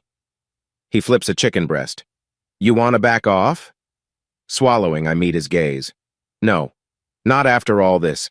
Let the justice system do its thing, and if he tries anything, we handle it. I'm not cowering. Wade smirks. That's the Colin I know. We eat dinner in the living room, flipping on some random comedy show as background noise. The laughter track feels jarring given my internal tension, but it's better than silence. Between mouthfuls, Wade broaches the next sensitive topic. Heard anything from Lorelei lately? I grimace. She texted that she got a small place to rent, so presumably she's not homeless. He nods. At least that's one worry off the table. Then he sighs. Dude, I can't imagine what it's like to see someone you love just crash like this. You sure you're good? I exhale. It's complicated. Sometimes I feel guilty. Then I remember what she did, and that guilt evaporates. He munches some veggies. Right. She brought this on herself. She had an affair, and that scumbag is knee-deep in crime. She can't act surprised her life is upside down. I set my fork down, a swirl of resentment flooding me. Yeah, no pity for her. She made that bed literally. Let her deal with the fallout. Wade studies me a moment. All right, just keep yourself grounded, man. Don't let bitterness chew you up forever. I force a small smile. I'll try. After dinner, Wade stays for a bit, talking about random IT stuff, then he heads out. I'm left in the living room, half watching the flicker of the TV. Suddenly, a wave of loneliness crashes over me. The house is quiet again. My mind roams to the nights Lorelei and I used to cuddle on that very couch, planning weekend getaways or giggling about silly memes. Why do I let my mind wander there? She's undeserving of nostalgia. Yet the memories come unbidden. I find myself whispering to the empty space, we could have had a normal, decent life. Why'd you have to ruin it? Silence offers no answer. I clench my fists, reminding myself, focus on the moment. You're free. She's out. That's all. A few days later, I step out of the house at 7:15 a.m. to grab the mail. The street is quiet, the sky a pale gray. I'm wearing sweatpants and a hoodie, hair uncombed, not expecting to see anyone. But as I open the mailbox, a figure steps from behind the neighbor's fence. Marcus. My heart jolts. He looks disheveled, suit wrinkled, eyes bloodshot, hair messy, fear and anger spike. What the hell is he doing here? He stares at me with hatred etched on his features. You, he mutters. I take a cautious step back, pulse thudding. Marcus, why are you on my property? He glances around with a sneer. Couldn't get a hold of you, so I thought I'd drop by. You've ruined my life, Colin. My jaw clenches. Get off my lawn. Now. He smirks darkly. Feeling brave on your turf, huh? You sabotaged me tipping off investigators, stirring up the media. You think I don't know? My hands tremble, but I channel calm. You sabotaged yourself, buddy. I just helped the truth come to light. He steps closer, voice low. You're gonna regret it. I have connections. I know people. If you think you're safe behind your lines of code, think again. A surge of adrenaline surges through me. Is he threatening me physically? I hold his gaze, my tone like ice. Last warning, Marcus. Leave before I call the cops. He barks a humorless laugh. Cops? Good luck. I'll be out before they even process me. Meanwhile, your precious laptop might fry, your car might vanish. Shit happens. My mind spins. He's basically threatening property damage or sabotage. I can handle that. But a flicker of fear grips me. What if he tries to harm me physically? I steel myself. Try anything and you'll dig your hole deeper. Now go. He glares, chest heaving. Then he spits on the ground near my curb. You'll pay for humiliating me. Don't say I didn't warn you. He turns on his heel, stalking away. I stand there, heart hammering, mail clenched in my hand. My entire body shakes once he's out of sight. He came to my house. That's a step beyond a phone threat. Back inside, I lock the door, hands still trembling. My phone is on the kitchen counter. Immediately, I consider calling the police, but then I wonder if they'll do anything. He didn't physically assault me, just threatened. The best they can do might be a warning. I dial Wade, voice quivering. He showed up at my place. Wade curses. That's messed up. Did he get violent? Not physically, but a lot of threats. He basically said I'll regret messing with him. Wade exhales. Document everything. If it escalates, we can get a restraining order. In the meantime, do you want me to swing by? I rub my forehead. I appreciate it, but I think I just need to regroup. I'll let the neighbors know to keep an eye out. He agrees, and we hang up. I slump onto the sofa. My triumphant sense of justice dims under the reality of a possibly unhinged Marcus prowling the neighborhood. Still, I won't be intimidated. After a few minutes, I decide it's wise to have something on record. I call the local police's non-emergency line, explaining that an individual under investigation for fraud confronted me at my home, made threats. They ask if I want an officer to come by. I say yes. 2 hours later, a uniformed cop arrives, listening politely as I recount the incident. He takes notes. Did he physically assault you or mention explicit harm? I shake my head. He threatened sabotage, implied I'd pay. Not direct violence, but it felt menacing. The officer nods. We can log a complaint. Keep an eye out. If he returns, let us know immediately. If you can capture any text or voicemail threats, we can escalate. I show the officer Marcus's earlier voicemail. He frowns, says it's borderline but not a direct death threat. Still, good to have on file, he remarks, in case of future escalation. I sign some forms, feeling slightly more secure. At least it's documented. Following that, I decide to keep working from home for a while, fearful that if I leave the house, Marcus might break in or do something. My cybersecurity background helps me set up new security cameras around the perimeter, hooking them to a local server. I half-joke to myself that if Marcus tries anything, I'll have crystal clear footage. Each day I review the camera feeds, longing for a normal life. Meanwhile, the local news continues trickling out more details about the real estate scandal. They confirm attorney M.H. has been suspended from his firm, with formal charges possibly pending. Online chatter grows, people speculating how deep the corruption goes. One afternoon, as I check my personal inbox, I find an email from Lorelei. My initial impulse is to delete it unread, but curiosity wins. Subject line: Can we talk about Marcus? My heart skips. I open it. Colin, I'm not writing to beg for your forgiveness. I know that's beyond reach, but I'm worried about Marcus, how he's acting. He's unpredictable lately, talking about making you pay, blaming you for his downfall. I heard from some mutual contacts that he might do something extreme. I fear he'll drag me down too. I realize you want nothing to do with me, but please be careful. He's furious and desperate. And if there's any chance we can discuss a safe resolution, like if you have any leverage that might calm him, I'd appreciate your insight. I'm truly sorry for everything. Stay safe.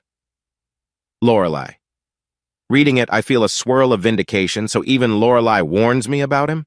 Then a twinge of worry. She must know he's on the edge. But it's not my job to protect her from him. Yet I recall his menace, the way he spat threats on my lawn. I draft a quick reply, but hesitate. Maybe I shouldn't respond. No, I want to see if she has more intel. So I type, Lorelei, I'm aware he's unhinged. He showed up at my house, threatened me. If he drags you down, that's between you and him. I'm done covering for you. As for leverage, I have plenty of evidence he's involved in fraud. If he wants war, he'll get it. That's all I have to say. Colin, I hit send, feeling my pulse racing. Let her chew on that. That evening, I rummage in a closet for some old files and stumble upon our wedding album I'd shoved away weeks ago. My gut clenches. For a moment, I consider throwing it in the trash, but instead I sink onto the floor, flipping pages. Why am I doing this? Each snapshot shows a radiant Lorelei in a lace gown, me in a tux, exchanging vows, cutting cake, dancing. I notice my younger self's huge smile. Idiot, I mutter. Halfway through, a wave of grief hits me so hard I choke up. We once were genuinely happy. Not everything was a lie, right? Where did it go wrong? My heart throbs with raw pain. Then I remember how she moaned under Marcus. The memory douses any nostalgia in cold acid. I snap the album shut, stuffing it back in the closet. She wasn't the person I thought she was. That's all. Just as I'm preparing a lonely dinner, scrambled eggs and toast, ironically more of a breakfast meal, my phone buzzes with Vanessa's name. Vanessa? I answer, trying to keep my voice steady. She speaks briskly. I heard from a friend at the DA's office. They're very close to filing formal charges against Marcus, possibly by next week. This might become a big deal in the local press. I wanted to give you a heads up. My heart quickens. So it's actually happening. Yes, They have enough to indict him for fraud and possibly money laundering. He might get arrested soon unless he flees or cuts a deal. I suspect he'll lash out at anyone he blames, which includes you. I rub my forehead. He already confronted me in my front yard, threatened me. She sighs. I'm sorry you're dealing with that. If you need an order of protection, let me know. It's not always easy to get, but the police report helps. I recall the official complaint I filed. I'll keep that in mind. Thanks, Vanessa. She hesitates. Don't let him manipulate you. He might offer to back off if you publicly say something exonerating him. Don't fall for it. A small grin tugs my lips. No chance. He's going down, she chuckles. All right, just be safe. Hanging up, I stare at the half-burnt eggs in the pan. My appetite wanes. Formal charges. Marcus might be arrested. That's the outcome I craved. Total downfall. Now that it's close, I feel a savage glee, tempered by fear of his final thrashings. He might do something rash. Either way, I must stand firm. I dump the eggs, not hungry anymore, and find solace in the thought. He sowed the seeds of his own destruction. Sleep remains elusive. I toss and turn, half dreaming of Marcus's enraged face, half reliving the moment I found Lorelei in bed with him. They blend into a nightmare swirl. By morning, I'm exhausted, dragging myself out of bed to face another day. I brew coffee, check the security cams. All quiet. At least he didn't come back. At the office that day, gossip runs hot about the real estate scandal. A coworker scrawls in Slack. Anyone read about that big attorney meltdown? They say his firm might collapse. People ping me. Isn't your wife a lawyer? Or ex-wife, right? I dodge specifics. I can't hide that we're divorcing, though. The HR department might already know. Trisha approaches me mid-morning. Colin, just verifying. Are you connected to that fiasco downtown? People say your ex was at that firm. That's wild. I keep my expression neutral. She used to work there, yes. She's no longer my concern. Trisha's eyes flick with curiosity. Wow, sorry about everything. She drifts off, leaving me with the wave of tension in my chest. At least the office remains generally supportive, if nosy. That evening, I find myself wandering a local bookstore. I can't stand going straight home. The dimly lit aisles, the smell of paper and coffee from the attached cafe. It calms me momentarily. I browse random thriller novels, ironically smiling at plot lines of revenge and betrayal, thinking, my real life is enough drama.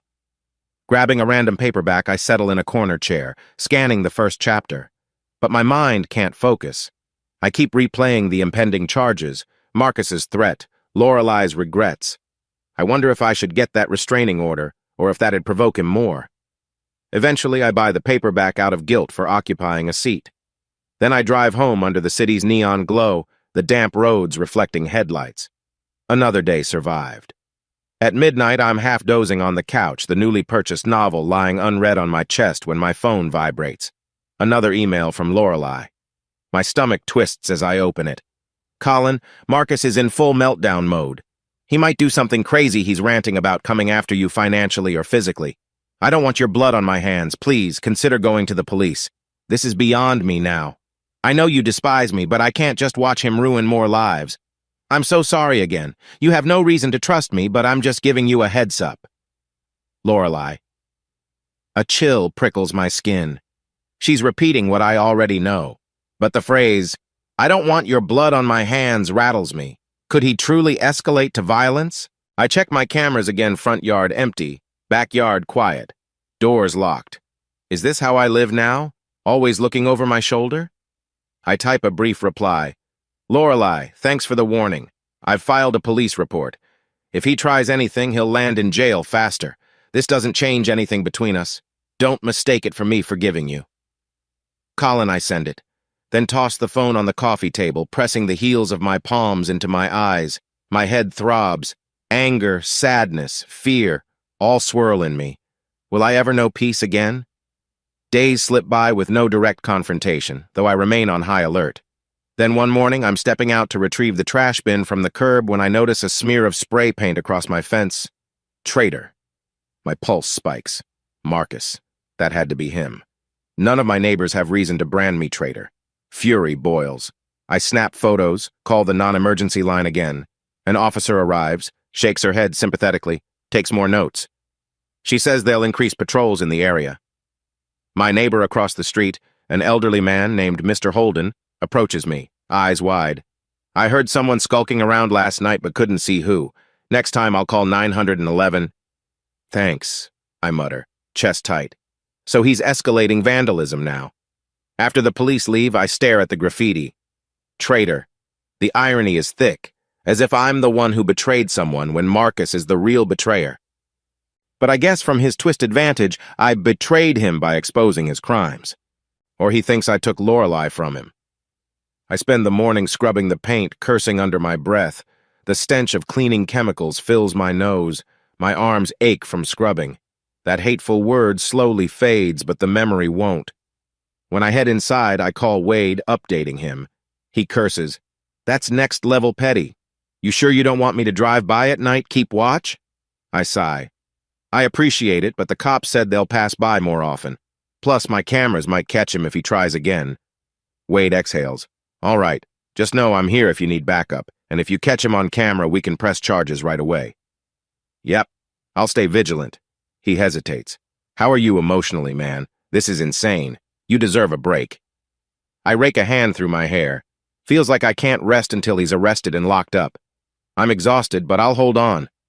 Wade murmurs, "Be strong, Colin. This storm will pass." That afternoon, I get an email from an unexpected source. A local journalist I once casually knew.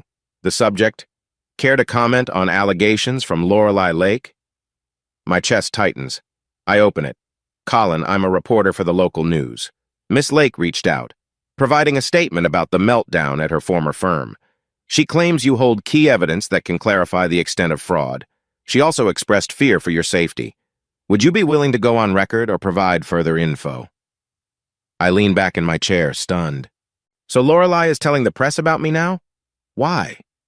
Maybe she's trying to paint me as the hero who can confirm Marcus's wrongdoing, or possibly she wants to shift blame.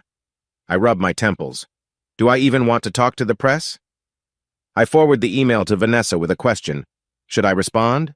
She writes back, "I advise caution.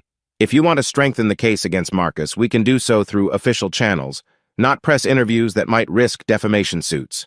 Up to you." I decide not to engage. The last thing I need is more public drama. 2 days later, I venture out for groceries, something I rarely do in normal hours since I fear running into someone from my old life. But I'm out of essentials, so I head to the local supermarket mid-afternoon hoping it's quiet. I'm scanning aisles for cereal when I turn and almost collide with Lorelei. She's pushing a half-empty cart, wearing a plain sweater and jeans, face pale. Our eyes lock. My stomach plummets. She looks as startled as I am. We stand there in the cereal aisle, both speechless. She recovers first, swallowing. "Colin?" My jaw tenses. "Lorelei, why are you, it's a store, obviously. I can't form a coherent sentence." She rubs her arm awkwardly. "I live nearby now. I guess we shop at the same place." Silence stretches. I notice how tired she looks. Dark circles, slumped posture. Then she blurts, "I'm sorry about the fence. I heard from never mind. I suspect it was Marcus." "Are you okay?" A wave of indignation rises. "It's none of your concern. I'm dealing with it." She sets her cart aside, voice trembling. "Colin, he's losing it truly. The charges might come any day, so he's lashing out. I'm terrified he'll do something worse to you." I force a harsh laugh. "Worry about yourself. He might drag you down, too." Her eyes brim with tears. "I know. I already lost my job, my reputation. I got this small paralegal gig for a friend's firm, but it's barely enough for rent. I'm not asking for your pity, just stating reality." I cross my arms, ignoring the pity swirling in my chest. "You made your bed, Lorelei. This is the aftermath." She flinches. "Right. I guess I wish none of this happened." The anger reflares. "Then you shouldn't have slept with him in my own house. End of story." My words come out sharper than a knife. She blinks back tears. "I deserve that. I won't bother you anymore. Just please stay safe for your sake." She grabs her cart, turning away. I watch her go, gut churning. I want to hurl the cereal box in frustration. Instead, I exhale, toss the box in my cart, and leave. My appetite for groceries is ruined, but I force myself to buy the few items I came for. Back home, I stew in the living room, glaring at the blank TV screen. The smallness of this city means I can't even buy cereal without confronting the ghost of my marriage. She looks so broken, but is it genuine or a manipulation?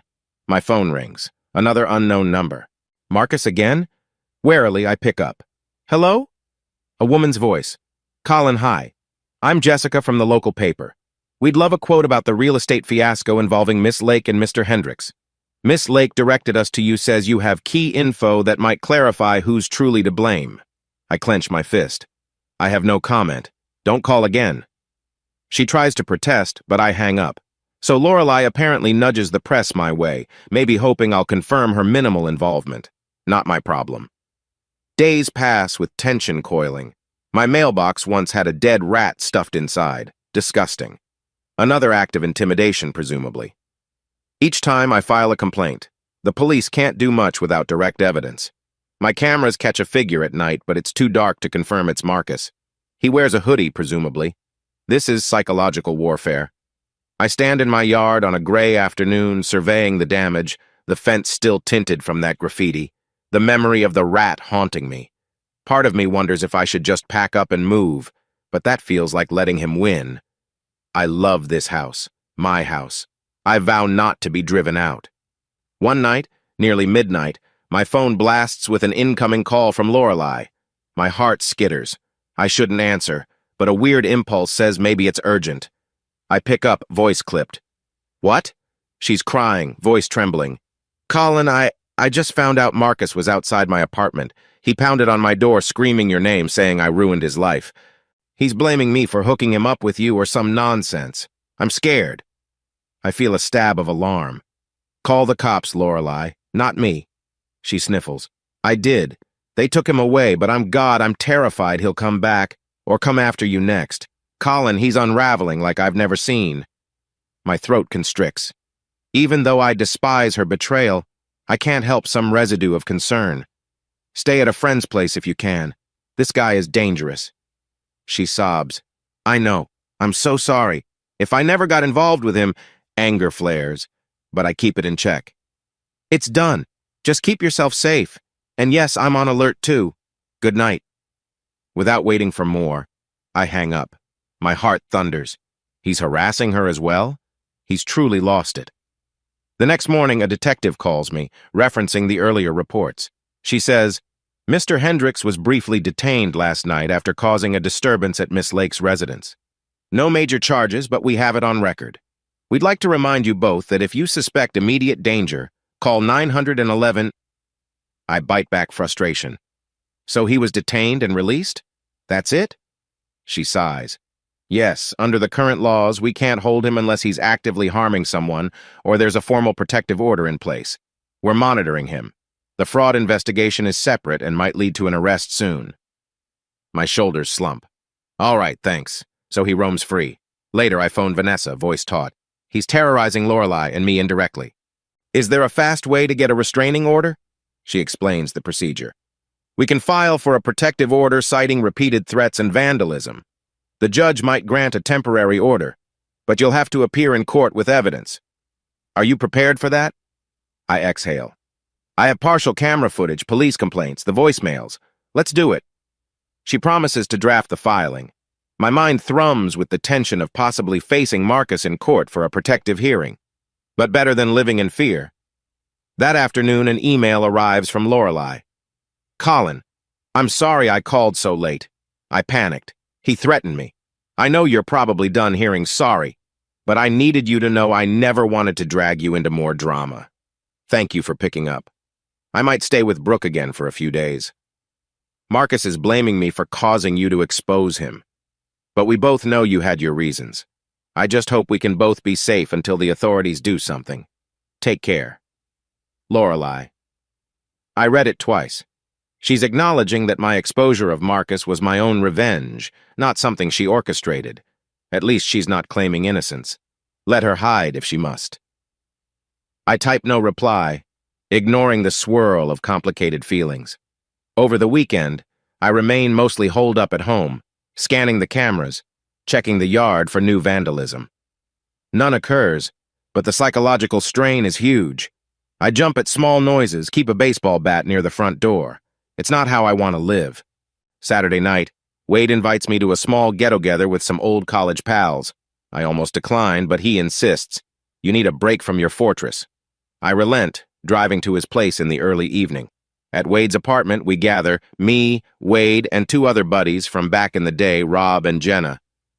They greet me with warmth, unaware of the deep chaos unless Wade clued them in. We order pizza, sip beer, talk about random memories. For a brief hour, I almost feel normal again, laughing at college pranks, discussing the new Marvel show.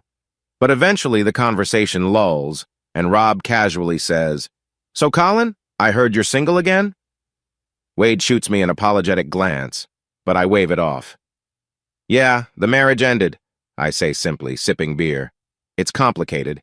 She cheated. I found out. End of story." Jenna's eyes widen. "That's awful. Sorry you went through that." She grimaces. "I'd throat punch anyone who cheated on me." I manage a sardonic grin. "I've considered worse, trust me." We share a dark laugh. I don't mention the revenge, the meltdown, the threats. That's too heavy for a casual gathering. Despite the emotional landmines, the night proves a decent escape. For a few hours, we chat about nostalgic times, swap jokes, watch a silly comedy on TV. I down a couple beers, feeling a faint warmth that dims the anxiety. This is what I used to be. A normal guy with friends, not a scorned ex-husband waging a personal war. Near midnight, I thank Wade quietly, hugging him. He whispers, "Hang in there, man. We'll see this through." I nod, stepping out into the nighttime air, feeling bittersweet. At least I have some support. Sunday morning, I'm in bed, dozing, when my phone dings repeatedly with texts. Blearily, I check. Wade, Vanessa, random unknown number, all texting me. My stomach tightens. Something big happened. Wade's text. "Dude, check the local news now. Marcus might have holy shit." Vanessa's text. "Urgent update.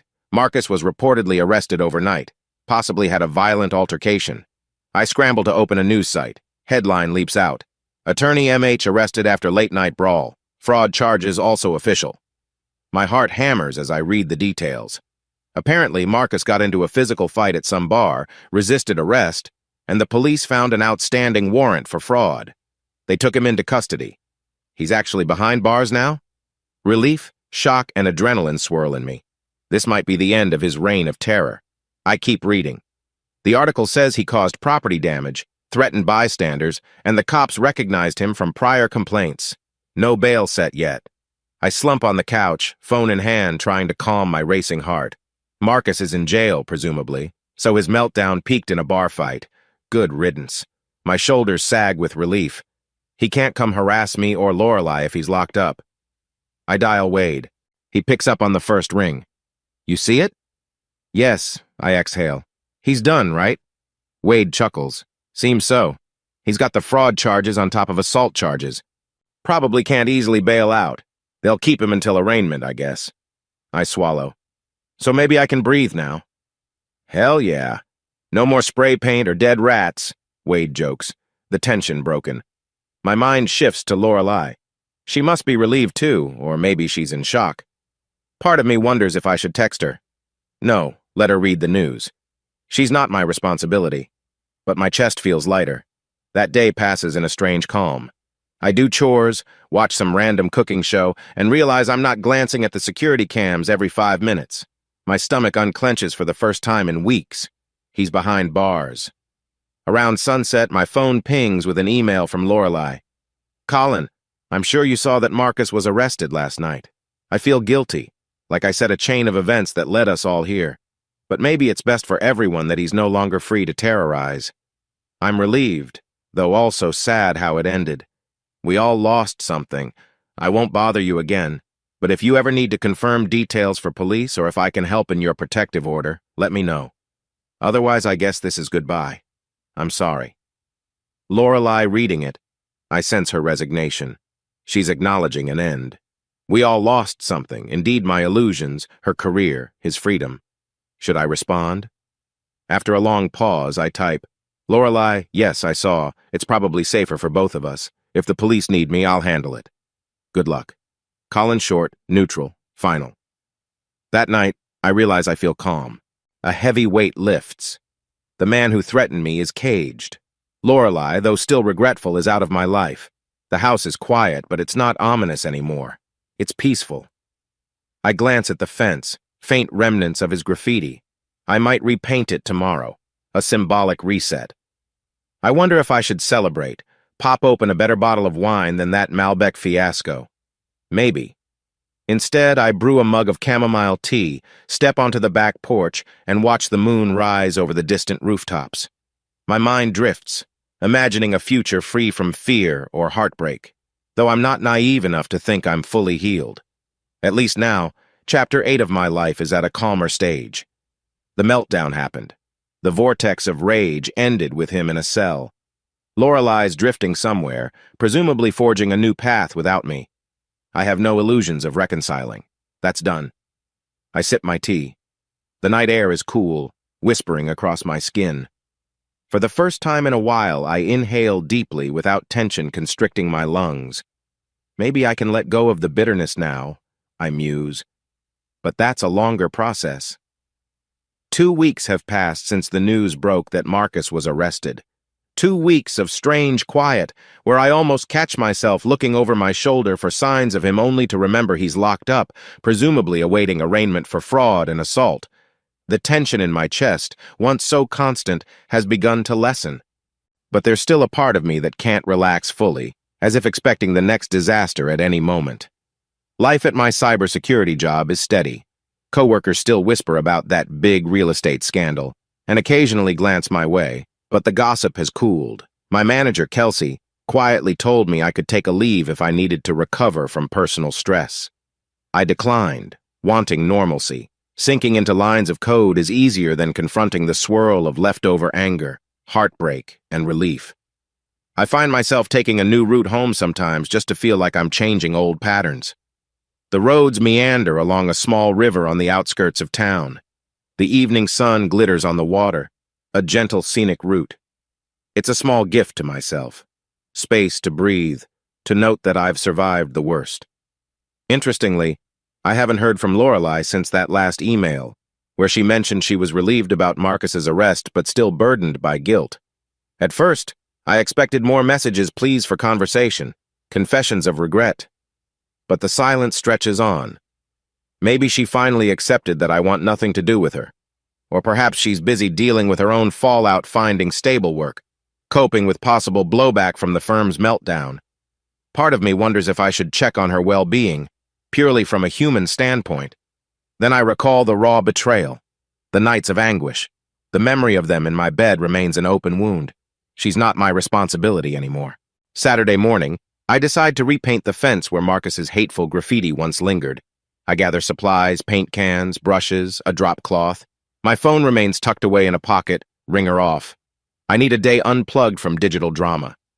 Driving to the local hardware store, I notice how the sky is a crisp, bright blue, the air fresh after a light rain. It's the kind of day that used to make me and Lorelei plan a picnic or a short hike. I push that memory aside, focusing on the present. A new start, I remind myself. Inside the hardware store, a friendly older employee helps me choose an outdoor paint that matches the house's trim. We chat about nothing weather, local sports. It feels normal. A wave of gratitude washes over me for these mundane interactions, no mention of divorces or scandals. Back home, I throw on some old clothes and set about painting. The fence stands tall, a reminder of the tension that once simmered daily. My brush strokes methodically, covering the faded scrawl. Each sweep of paint feels symbolic, burying the bitterness, covering the mark of that man's malice. Halfway through, sweat beads on my forehead. I pause, stretching my back, the sun's warmth on my face. In the distance, kids' laughter from a neighbor's yard. Life goes on all around me, unaffected by my personal storms. I can be part of that again, I tell myself. A stable, drama-free life.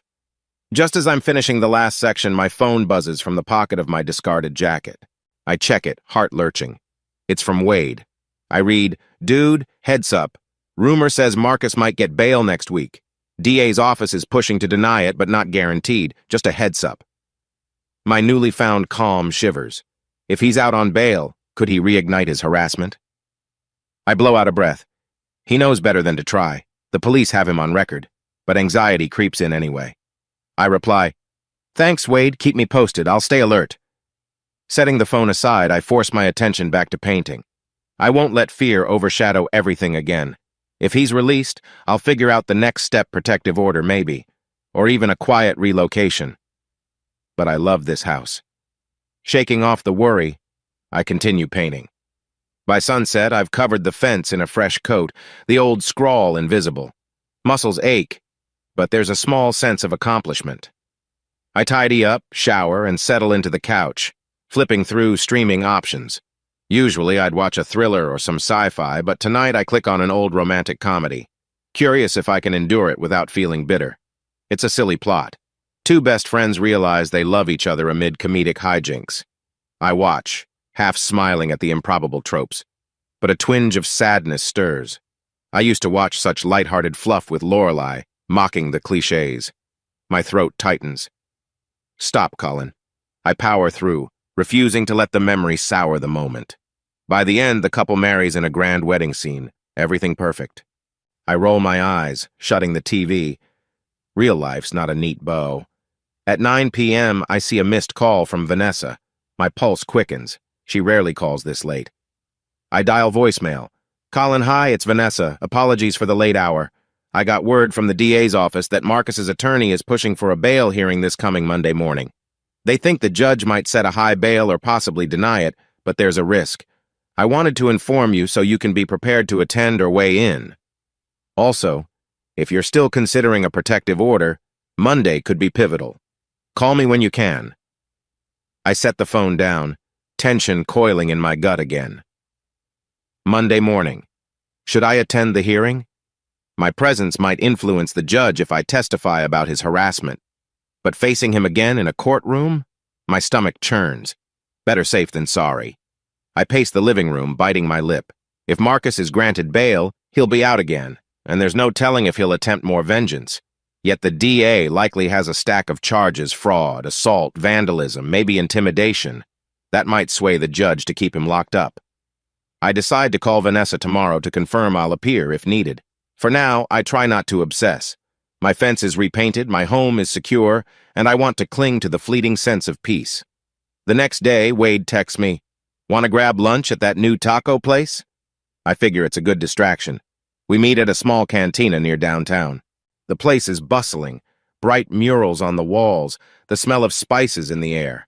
We settle into a corner booth, sipping water. Wade scans my face. "You look calmer, but also worried?" I sigh.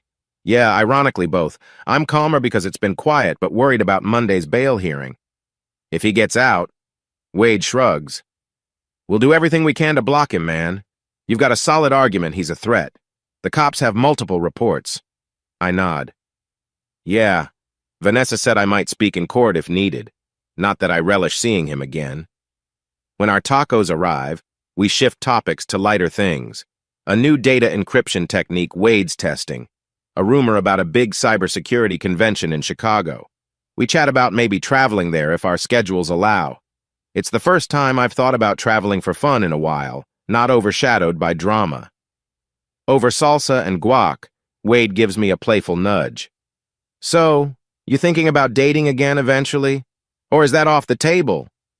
I nearly choke on a chip. "Dating? Are you kidding?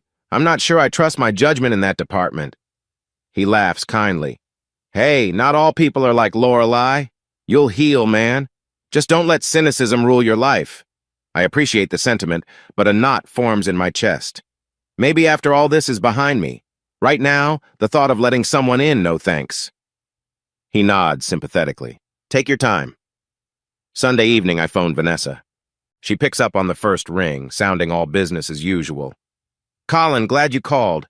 The DA's office welcomes any victim statements or testimony about Marcus's harassment at the bail hearing tomorrow. Are you interested in that?" I take a breath. "Yes, I think it's safer if I go. Let them know how serious his threats are." She agrees. "I'll be there too. This is purely a bail hearing, not a trial.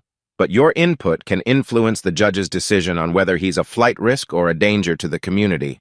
The hearing's at 9 a.m. in District Courtroom B. My stomach knots, but I say firmly, I'll be there. I hardly sleep. My mind replays the times Marcus threatened me. The shoes in my foyer that day, I found him with Lorelei, the vandalism, the phone calls, him lurking in my yard. A swirl of memories, some fueled by anger, some by fear. By the time my alarm buzzes at 7 a.m., I feel exhausted, but determined. Monday morning, I suit up in a plain navy jacket, not too formal but respectful enough for court. My stomach churns as I drive downtown, passing through busy streets. The courthouse looms ahead, a gray stone building with an imposing facade. I park in a nearby lot, heart pounding with each step on the sidewalk. Inside, the smell of disinfectant and old paper hits me. People bustle about, lawyers with briefcases, anxious defendants, police officers chatting. My gaze darts around, half expecting to see a furious Marcus, but presumably he's in holding somewhere. Vanessa meets me by the elevators. She's in a sharp blazer, hair pinned back, greeting me with a nod. Morning, Colin. Nervous? I exhale shakily. A bit. She gives a reassuring smile. I'll guide you. The DA will call you if needed to speak. It's quite informal for a hearing, but you might stand at the podium and explain your concerns about his release. We ride the elevator to the second floor, my gut twisting. We slip into Courtroom B. Wooden pews line each side, a raised bench at the front with a judge's seat. The overhead fluorescent lights buzz faintly. A few people mill around. I spot a stern-looking prosecutor, presumably from the DA's office. She beckons to Vanessa, who quickly introduces me as the victim of Hendrix's harassment. The prosecutor, Miss Carlson, gives me a polite handshake. Thank you for coming, Mr. Lake. Your statement might be crucial. We settle on a bench near the front. My palms sweat, eyes flicking to the left side, where defendants typically enter in cuffs. Marcus. Sure enough, within minutes, 2 officers lead him in. My stomach lurches. He's wearing an orange jumpsuit, wrists shackled. He looks disheveled, hair disarrayed, face a mixture of anger and exhaustion. My entire body tenses. He's glaring around. Does he see me? Yes. His eyes latch onto me. Fury flares. My heart pounds, but I force myself to keep my gaze steady. You did this to yourself, scumbag. The judge, a middle-aged woman with a calm demeanor, enters. We all rise. She sits, calls the docket, State v. Marcus Hendrix, bail hearing. The prosecutor stands, outlining the charges. Fraud, money laundering suspicion, assault from the bar fight, intimidation of witnesses. Marcus's defense attorney, a wiry man in a rumpled suit, tries to push for release on bail, claiming Marcus is a respected attorney with ties to the community and non-violent except for an isolated bar incident. I suppress a dark chuckle at the spin. Miss Carlson, the DA, counters that he's proven to be a menace, referencing multiple police reports of harassment, vandalism, plus the strong likelihood he'd intimidate more witnesses or flee. She motions to me. We have a victim present, Your Honor, who can attest to Mr. Hendrix's threatening behavior. I'd like to call Colin Lake to speak briefly. My pulse spikes. Vanessa nudges me encouragingly. I stand, walking to the witness podium, mouth dry. The judge nods. State your name for the record. I clear my throat. I'm Colin Lake. I was repeatedly harassed by Mr. Hendrix, including him showing up at my home uninvited, making direct threats, and vandalizing my property. I filed police reports. He also left voicemails indicating he'd sabotage me. I fear if he's released, he'll continue or escalate. The judge observes me calmly. And how do you know Mr. Hendrix? I inhale. He was involved with my ex-wife. That's how I discovered his fraudulent dealings. After I provided information anonymously to authorities, he blamed me for his downfall. He confronted me physically, threatened me verbally, and vandalized my fence. It's all documented. I notice Marcus watching me with contempt, but I force myself to remain poised.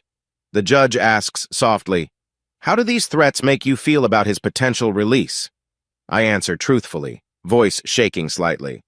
I'm worried for my safety. He's shown he's vindictive and not above intimidation. I strongly believe he'd try to retaliate if let out. Miss Carlson steps in. No further questions, Your Honor. Marcus's attorney declines to cross-examine me. He just mutters something about hearsay. I step down, returning to my seat. My heart hammers. The judge reviews some papers, listens to more from Miss Carlson about the seriousness of the fraud charges, then she raps the gavel lightly. In light of the multiple charges, including violent conduct and intimidation, I find Mr. Hendricks poses a credible threat to public safety. Bail is denied. He will remain in custody pending trial. A wave of relief floods me, so strong I almost sag in my seat. Marcus clenches his jaw, face twisted with rage. The officers move to escort him out. He shoots me a venomous glare, mouthing something I can't hear, but the hostility is clear. Then he's gone, led through a side door. Vanessa pats my arm. Good job. That should keep him locked up for a while. My limbs tremble. He's staying in jail. After the hearing, the court adjourns. People file out. Vanessa and I step into the hallway, heading toward the elevators. As we do, Marcus's defense attorney hustles up behind us, calling, "Mr. Lake!" I turn. The guy glances around, then in a low voice says, "You realize you just made an enemy for life. You and your statements." Vanessa bristles. "Is that a threat, counselor?" He holds up his hands. "I'm just warning you, Marcus is furious. If by some miracle he gets out on an appeal, or if the charges don't stick, he's not likely to forget." My gut twists, but I meet his gaze. I understand. He's locked up for now, and that's what matters. The attorney scoffs. "We'll see. Don't get too comfortable." He spins and leaves. Vanessa shakes her head. Lovely man. We ride the elevator down in silence. My mind replays the judge's words. Bail denied. He's not free to prowl around scrawling graffiti or leaving dead rats, at least for the immediate future. A tension in my chest unwinds. Once outside, Vanessa offers a handshake. "We can keep track of any appeals, but for now, you can rest easier." I exhale. "Thank you, Vanessa, for everything." She smiles. "Stay safe, Colin." I watch her walk away, then head to my car under the midday sun. A swirl of emotions, relief, a leftover adrenaline spike from facing him. He's locked up. That singular fact rewrites the narrative. Driving away, I realize I'm starving. The stress of the hearing overshadowed breakfast. I spot a small bistro near the courthouse and decide to treat myself. Inside, I order a sandwich and iced tea. The place is quaint, with jazz playing softly. Settling into a corner table, I let the tension seep out of my shoulders. Halfway through my meal, my phone buzzes. Wade texts, "How'd it go?" I smile, typing back, "Bail denied. He's stuck inside." He replies immediately, "Fantastic. Now you can breathe. Want to meet up for a celebratory beer tonight?" I consider it, then decide I might prefer a quiet night at home. So I reply, "Tempting, but I need to decompress alone. Maybe tomorrow?" He sends a thumbs up. Just as I'm finishing my sandwich, a familiar face steps in. Mary, a woman from Lorelei's old firm. She used to be a paralegal there. We'd exchanged small talk at firm events. She spots me and hesitates, carrying a takeout menu. Then she musters a small wave, approaching. "Colin, hi. Gosh, I haven't seen you in ages." She glances at the empty seat. "Mind if I sit a moment?" I nod, half curious what she might say. "Sure." She sets her bag down. "I heard about everything, the scandal, your divorce. I'm sorry. The whole firm's a mess now with Marcus's meltdown. People are scrambling for new jobs." I study her face, noticing stress lines that weren't there before. "I'm sorry it impacted you all. He caused so much chaos." Mary sighs. "He did. The senior partners are trying to salvage the firm's reputation. Lorelei left a while ago, but the talk is that she had a minor role in drafting some shady documents. People are gossiping about that, though I don't know details." I exhale. "I see. She's paying for her involvement, I guess." She nods softly. "She used to be so bright. It's sad how it spiraled." I force a grim smile. "Yeah, well, life doesn't always follow a kind path." She looks at me with genuine sympathy. "I remember your wedding. You two looked so happy. This is all so tragic."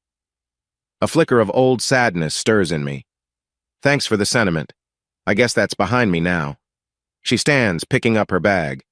"All right, I'll let you be. Just wanted to say hi. Take care of yourself. I nod, a lump in my throat. You too, Mary.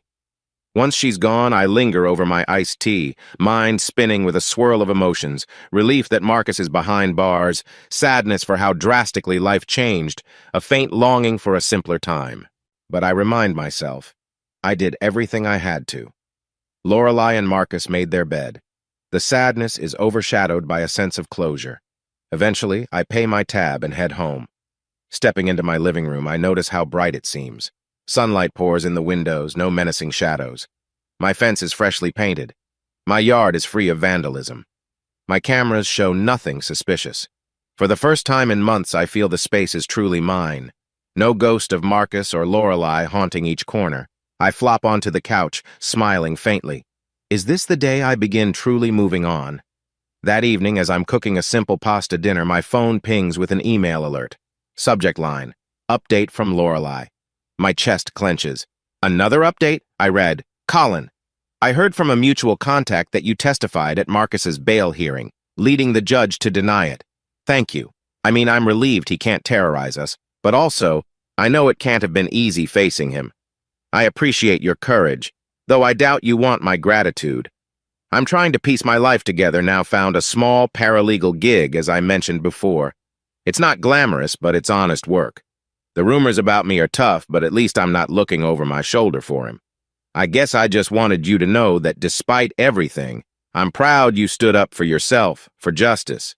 If you ever want to talk, even to vent or finalize closure, I'm open. If not, I respect that. Lorelei. My eyes scan the message repeatedly. She's praising me, acknowledging how it must have felt.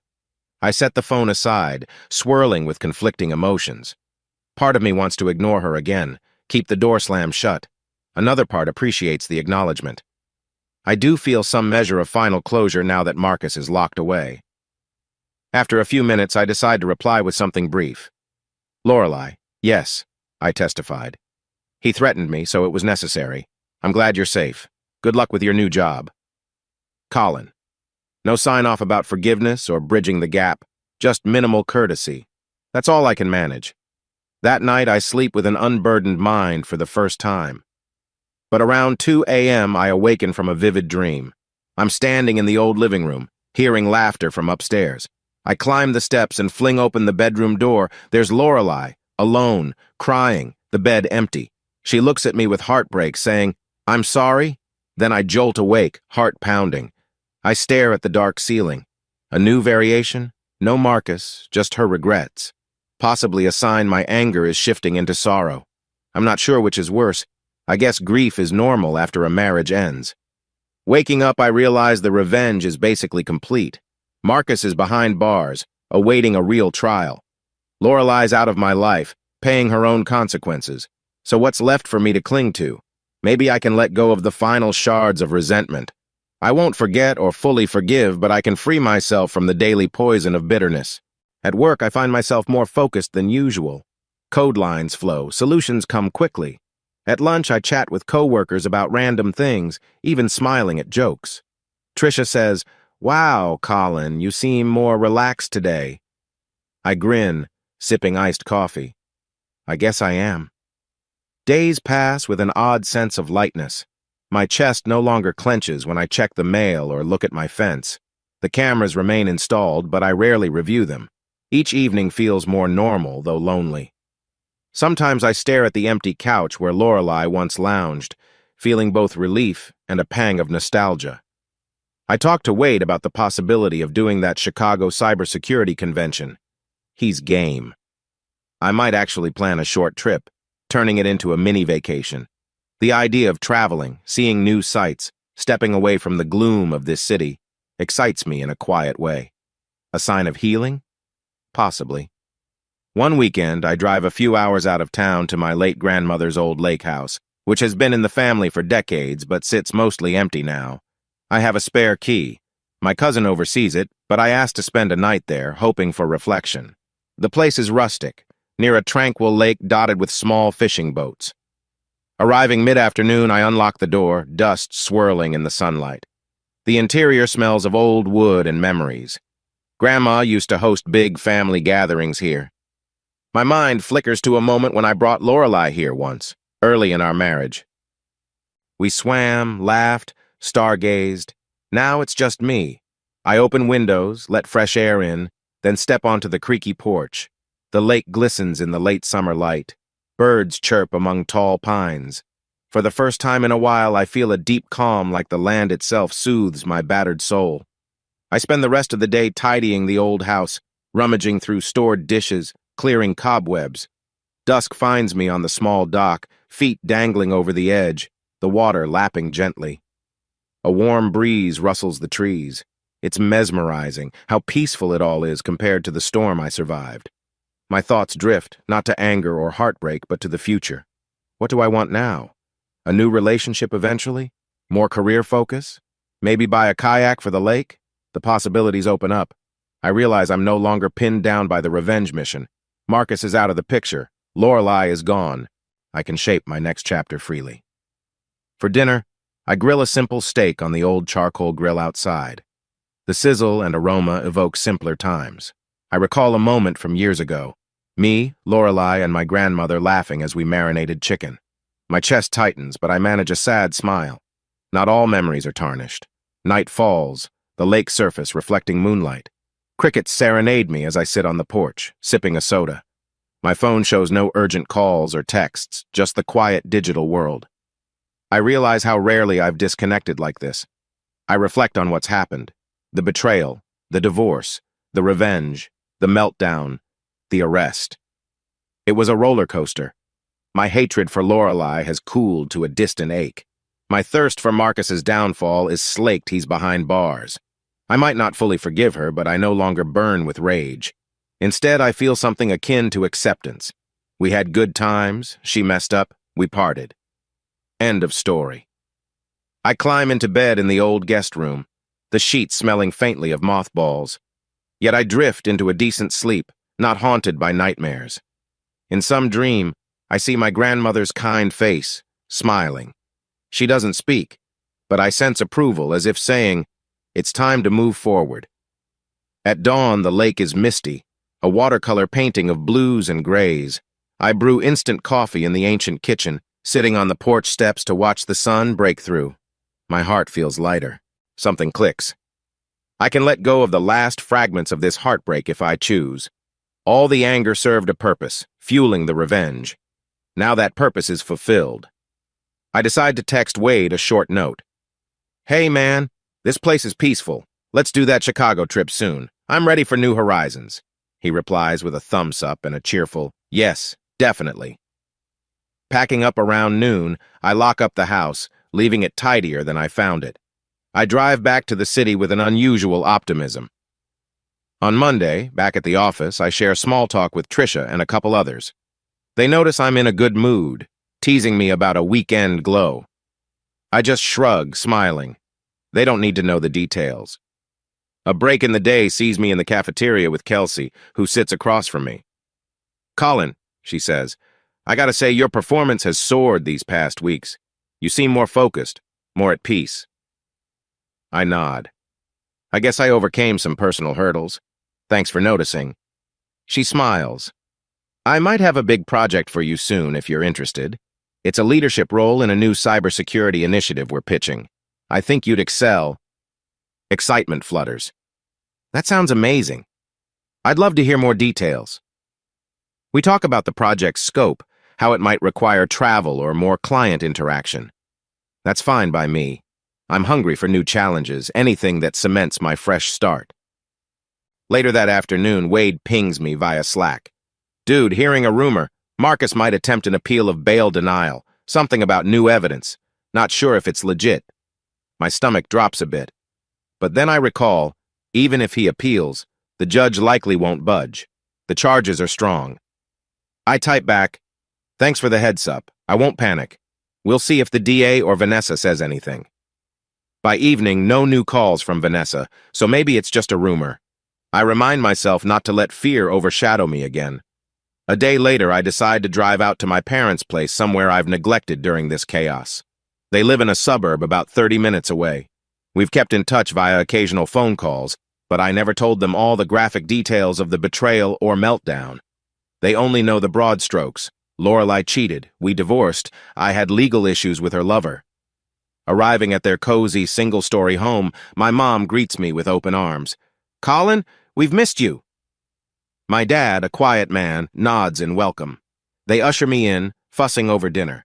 Over a home-cooked meal, my mom eventually broaches the subject.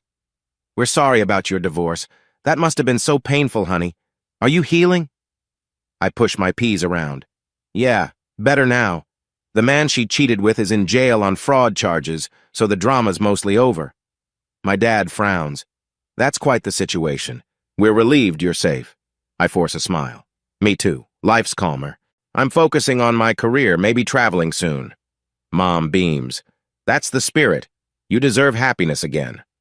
We chat about random family news, the neighbor's new puppy, some local charity events. It's comforting, a reminder that not everything is about betrayal or revenge.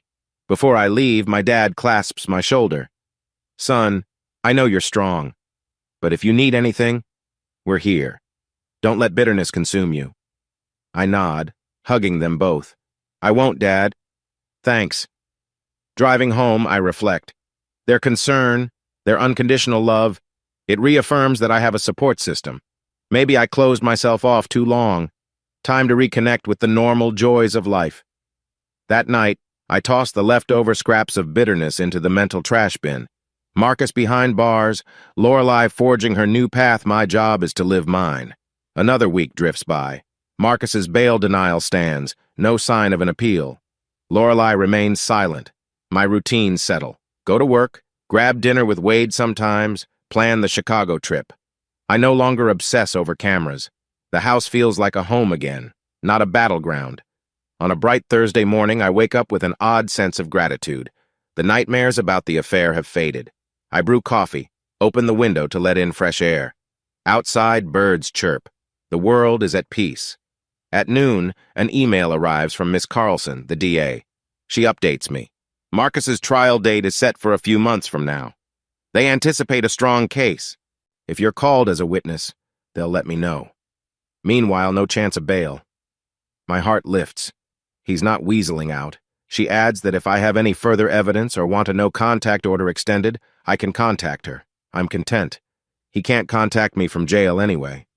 That weekend, I decide to do more house projects. Repaint the living room walls, replace some old furniture that Lorelai picked out. Each stroke of the brush, each new piece of decor, reclaims my environment. I choose colors that I like: earthy greens and warm creams, nothing reminiscent of her style. As I work, I listen to music, humming along, occasionally recalling how we used to do these home improvements together. I smile sadly. That was then, this is now. Instead of heartbreak, I focus on a future that belongs solely to me. On Sunday night, I see a short message from Lorelai. "Colin, I know you're moving forward, and that's good. Just a quick note. I heard from mutual acquaintances that Marcus's official trial might be a few months out. If they call me to testify about his actions, I'll be honest. I'm not trying to dodge responsibility for the minor role I played, but the main blame is on him. If you're also called, I guess we might see each other in court. If that happens, I hope we can remain civil. I don't want any more drama. I truly hope you find peace. I'm sorry for everything." Lorelai. I stare at her words. She's basically acknowledging the possibility of crossing paths in a trial. My heart doesn't skip or race. It's more like a quiet acceptance. I can handle it if it comes. I type a brief response. "Lorelai, yes, the trial is set. I'm prepared to testify if asked. I have no desire for drama either. I've moved on. I hope you're finding your own way. Colin," I send it, feeling no heaviness. Maybe this is closure. Wade and I finalize details for the cybersecurity convention. We book flights, hotels. I realize with mild surprise that I'm excited like a new horizon. We'll attend seminars, maybe explore the city's architecture and food scene, a real break from the gloom. I share the news with Kelsey, who's thrilled. Great networking opportunity. The company can partially reimburse you for professional development. Even better. One evening, I rummage in a closet and pull out the last box of Lorelai's stuff. Random knickknacks, some photos, old greeting cards. She left them behind, never asked for them. Flipping through, I see pictures from our earliest dates. My throat tightens, but I no longer feel the sharp stab of betrayal, just a distant ache. I decide to discard them. No sense holding on to reminders. It's not an act of spite. It's an act of final letting go. I keep one or two photos that mark pleasant memories. Some part of me acknowledges not everything was a lie. But the rest? I toss in a trash bag. Carrying the bag to the curb, I feel a swirl of nostalgia, sorrow, and acceptance. We had our time. It ended. Days before our trip, I invite Wade over for a relaxed dinner at my place. I cook a simple stir-fry, proud of the new pots and pans I bought to replace old items. He remarks how the living room looks fresh, the new paint job giving it a cozy vibe. We eat at my dining table, two guys who navigated a storm of hacking, evidence, legal drama. He lifts his glass of water. To your new life, Colin. The meltdown is behind you. I clink glasses, smiling. To new life indeed. Over dinner, we chat about the upcoming Chicago itinerary, which workshops we want to attend. I mention maybe checking out some tourist spots. A spark of excitement blooms. I'm more than the guy who got cheated on. After Wade leaves, I find myself on the back porch, gazing at the starry sky. The crisp air hints that summer's ending. I breathe slowly, letting the moment wash over me. I realize I like being alone tonight, not lonely or bitter, just content. In my mind, I replay the entire saga, discovering Lorelai's infidelity, orchestrating a cunning revenge, exposing Marcus's fraud, enduring his threats, testifying at his bail hearing. Now, at the final stretch, the dust has settled. I survived. I grew. I learned not to let heartbreak destroy me. I recall a conversation with my mother about finding joy. Maybe I want to do something outside of work after this convention, like sign up for a cooking class or volunteer or even adopt a dog. Something to fill the house with new energy. My heart warms at the thought. I can start living for myself again. The next day, Miss Carlson from the DA's office calls. Just letting you know everything's on track. We suspect Mr. Hendricks's trial might be in about 3 months. We'll contact you if we need your testimony. I thank her, ask if there's any sign of him getting out. She reassures me. He's stuck unless a higher court overturns the bail denial, which is unlikely. Relax, Mr. Lake. I end the call with a weight off my shoulders. He's going nowhere for now. A day later, I get one final short email from Lorelai. I just wanted to say I won't bother you further. I'm leaving the city for a while, taking a position in a neighboring state. Might be best for me to rebuild. I wish you well, Colin. I stare at those words for a long moment, feeling an odd ache. She's leaving. This is truly the final severance. I type a simple reply. Take care of yourself, Lorelai. Then I press send, exhaling. She's gone. The weekend arrives. I double-check travel details for Chicago, feeling a flutter of anticipation. My fence stands bright with fresh paint. No more scars of that hateful scrawl. My cameras are still there, but I rarely check them. My nightmares are replaced with calmer dreams. I am free. Saturday night, I treat myself to a steak dinner at a decent restaurant, alone but comfortable. I raise a quiet toast to my reflection in the window. Here's to surviving betrayal, dismantling a villain, and reclaiming my life. I remember a line from a random self-help article I once skimmed. Healing isn't linear, but eventually, you find stable ground. Indeed, I have. On Sunday, I finish packing for Chicago. Wade and I will leave early Monday. The house stands in silent readiness behind me. I pause at the front door, scanning each room. It's not haunted by ghosts anymore.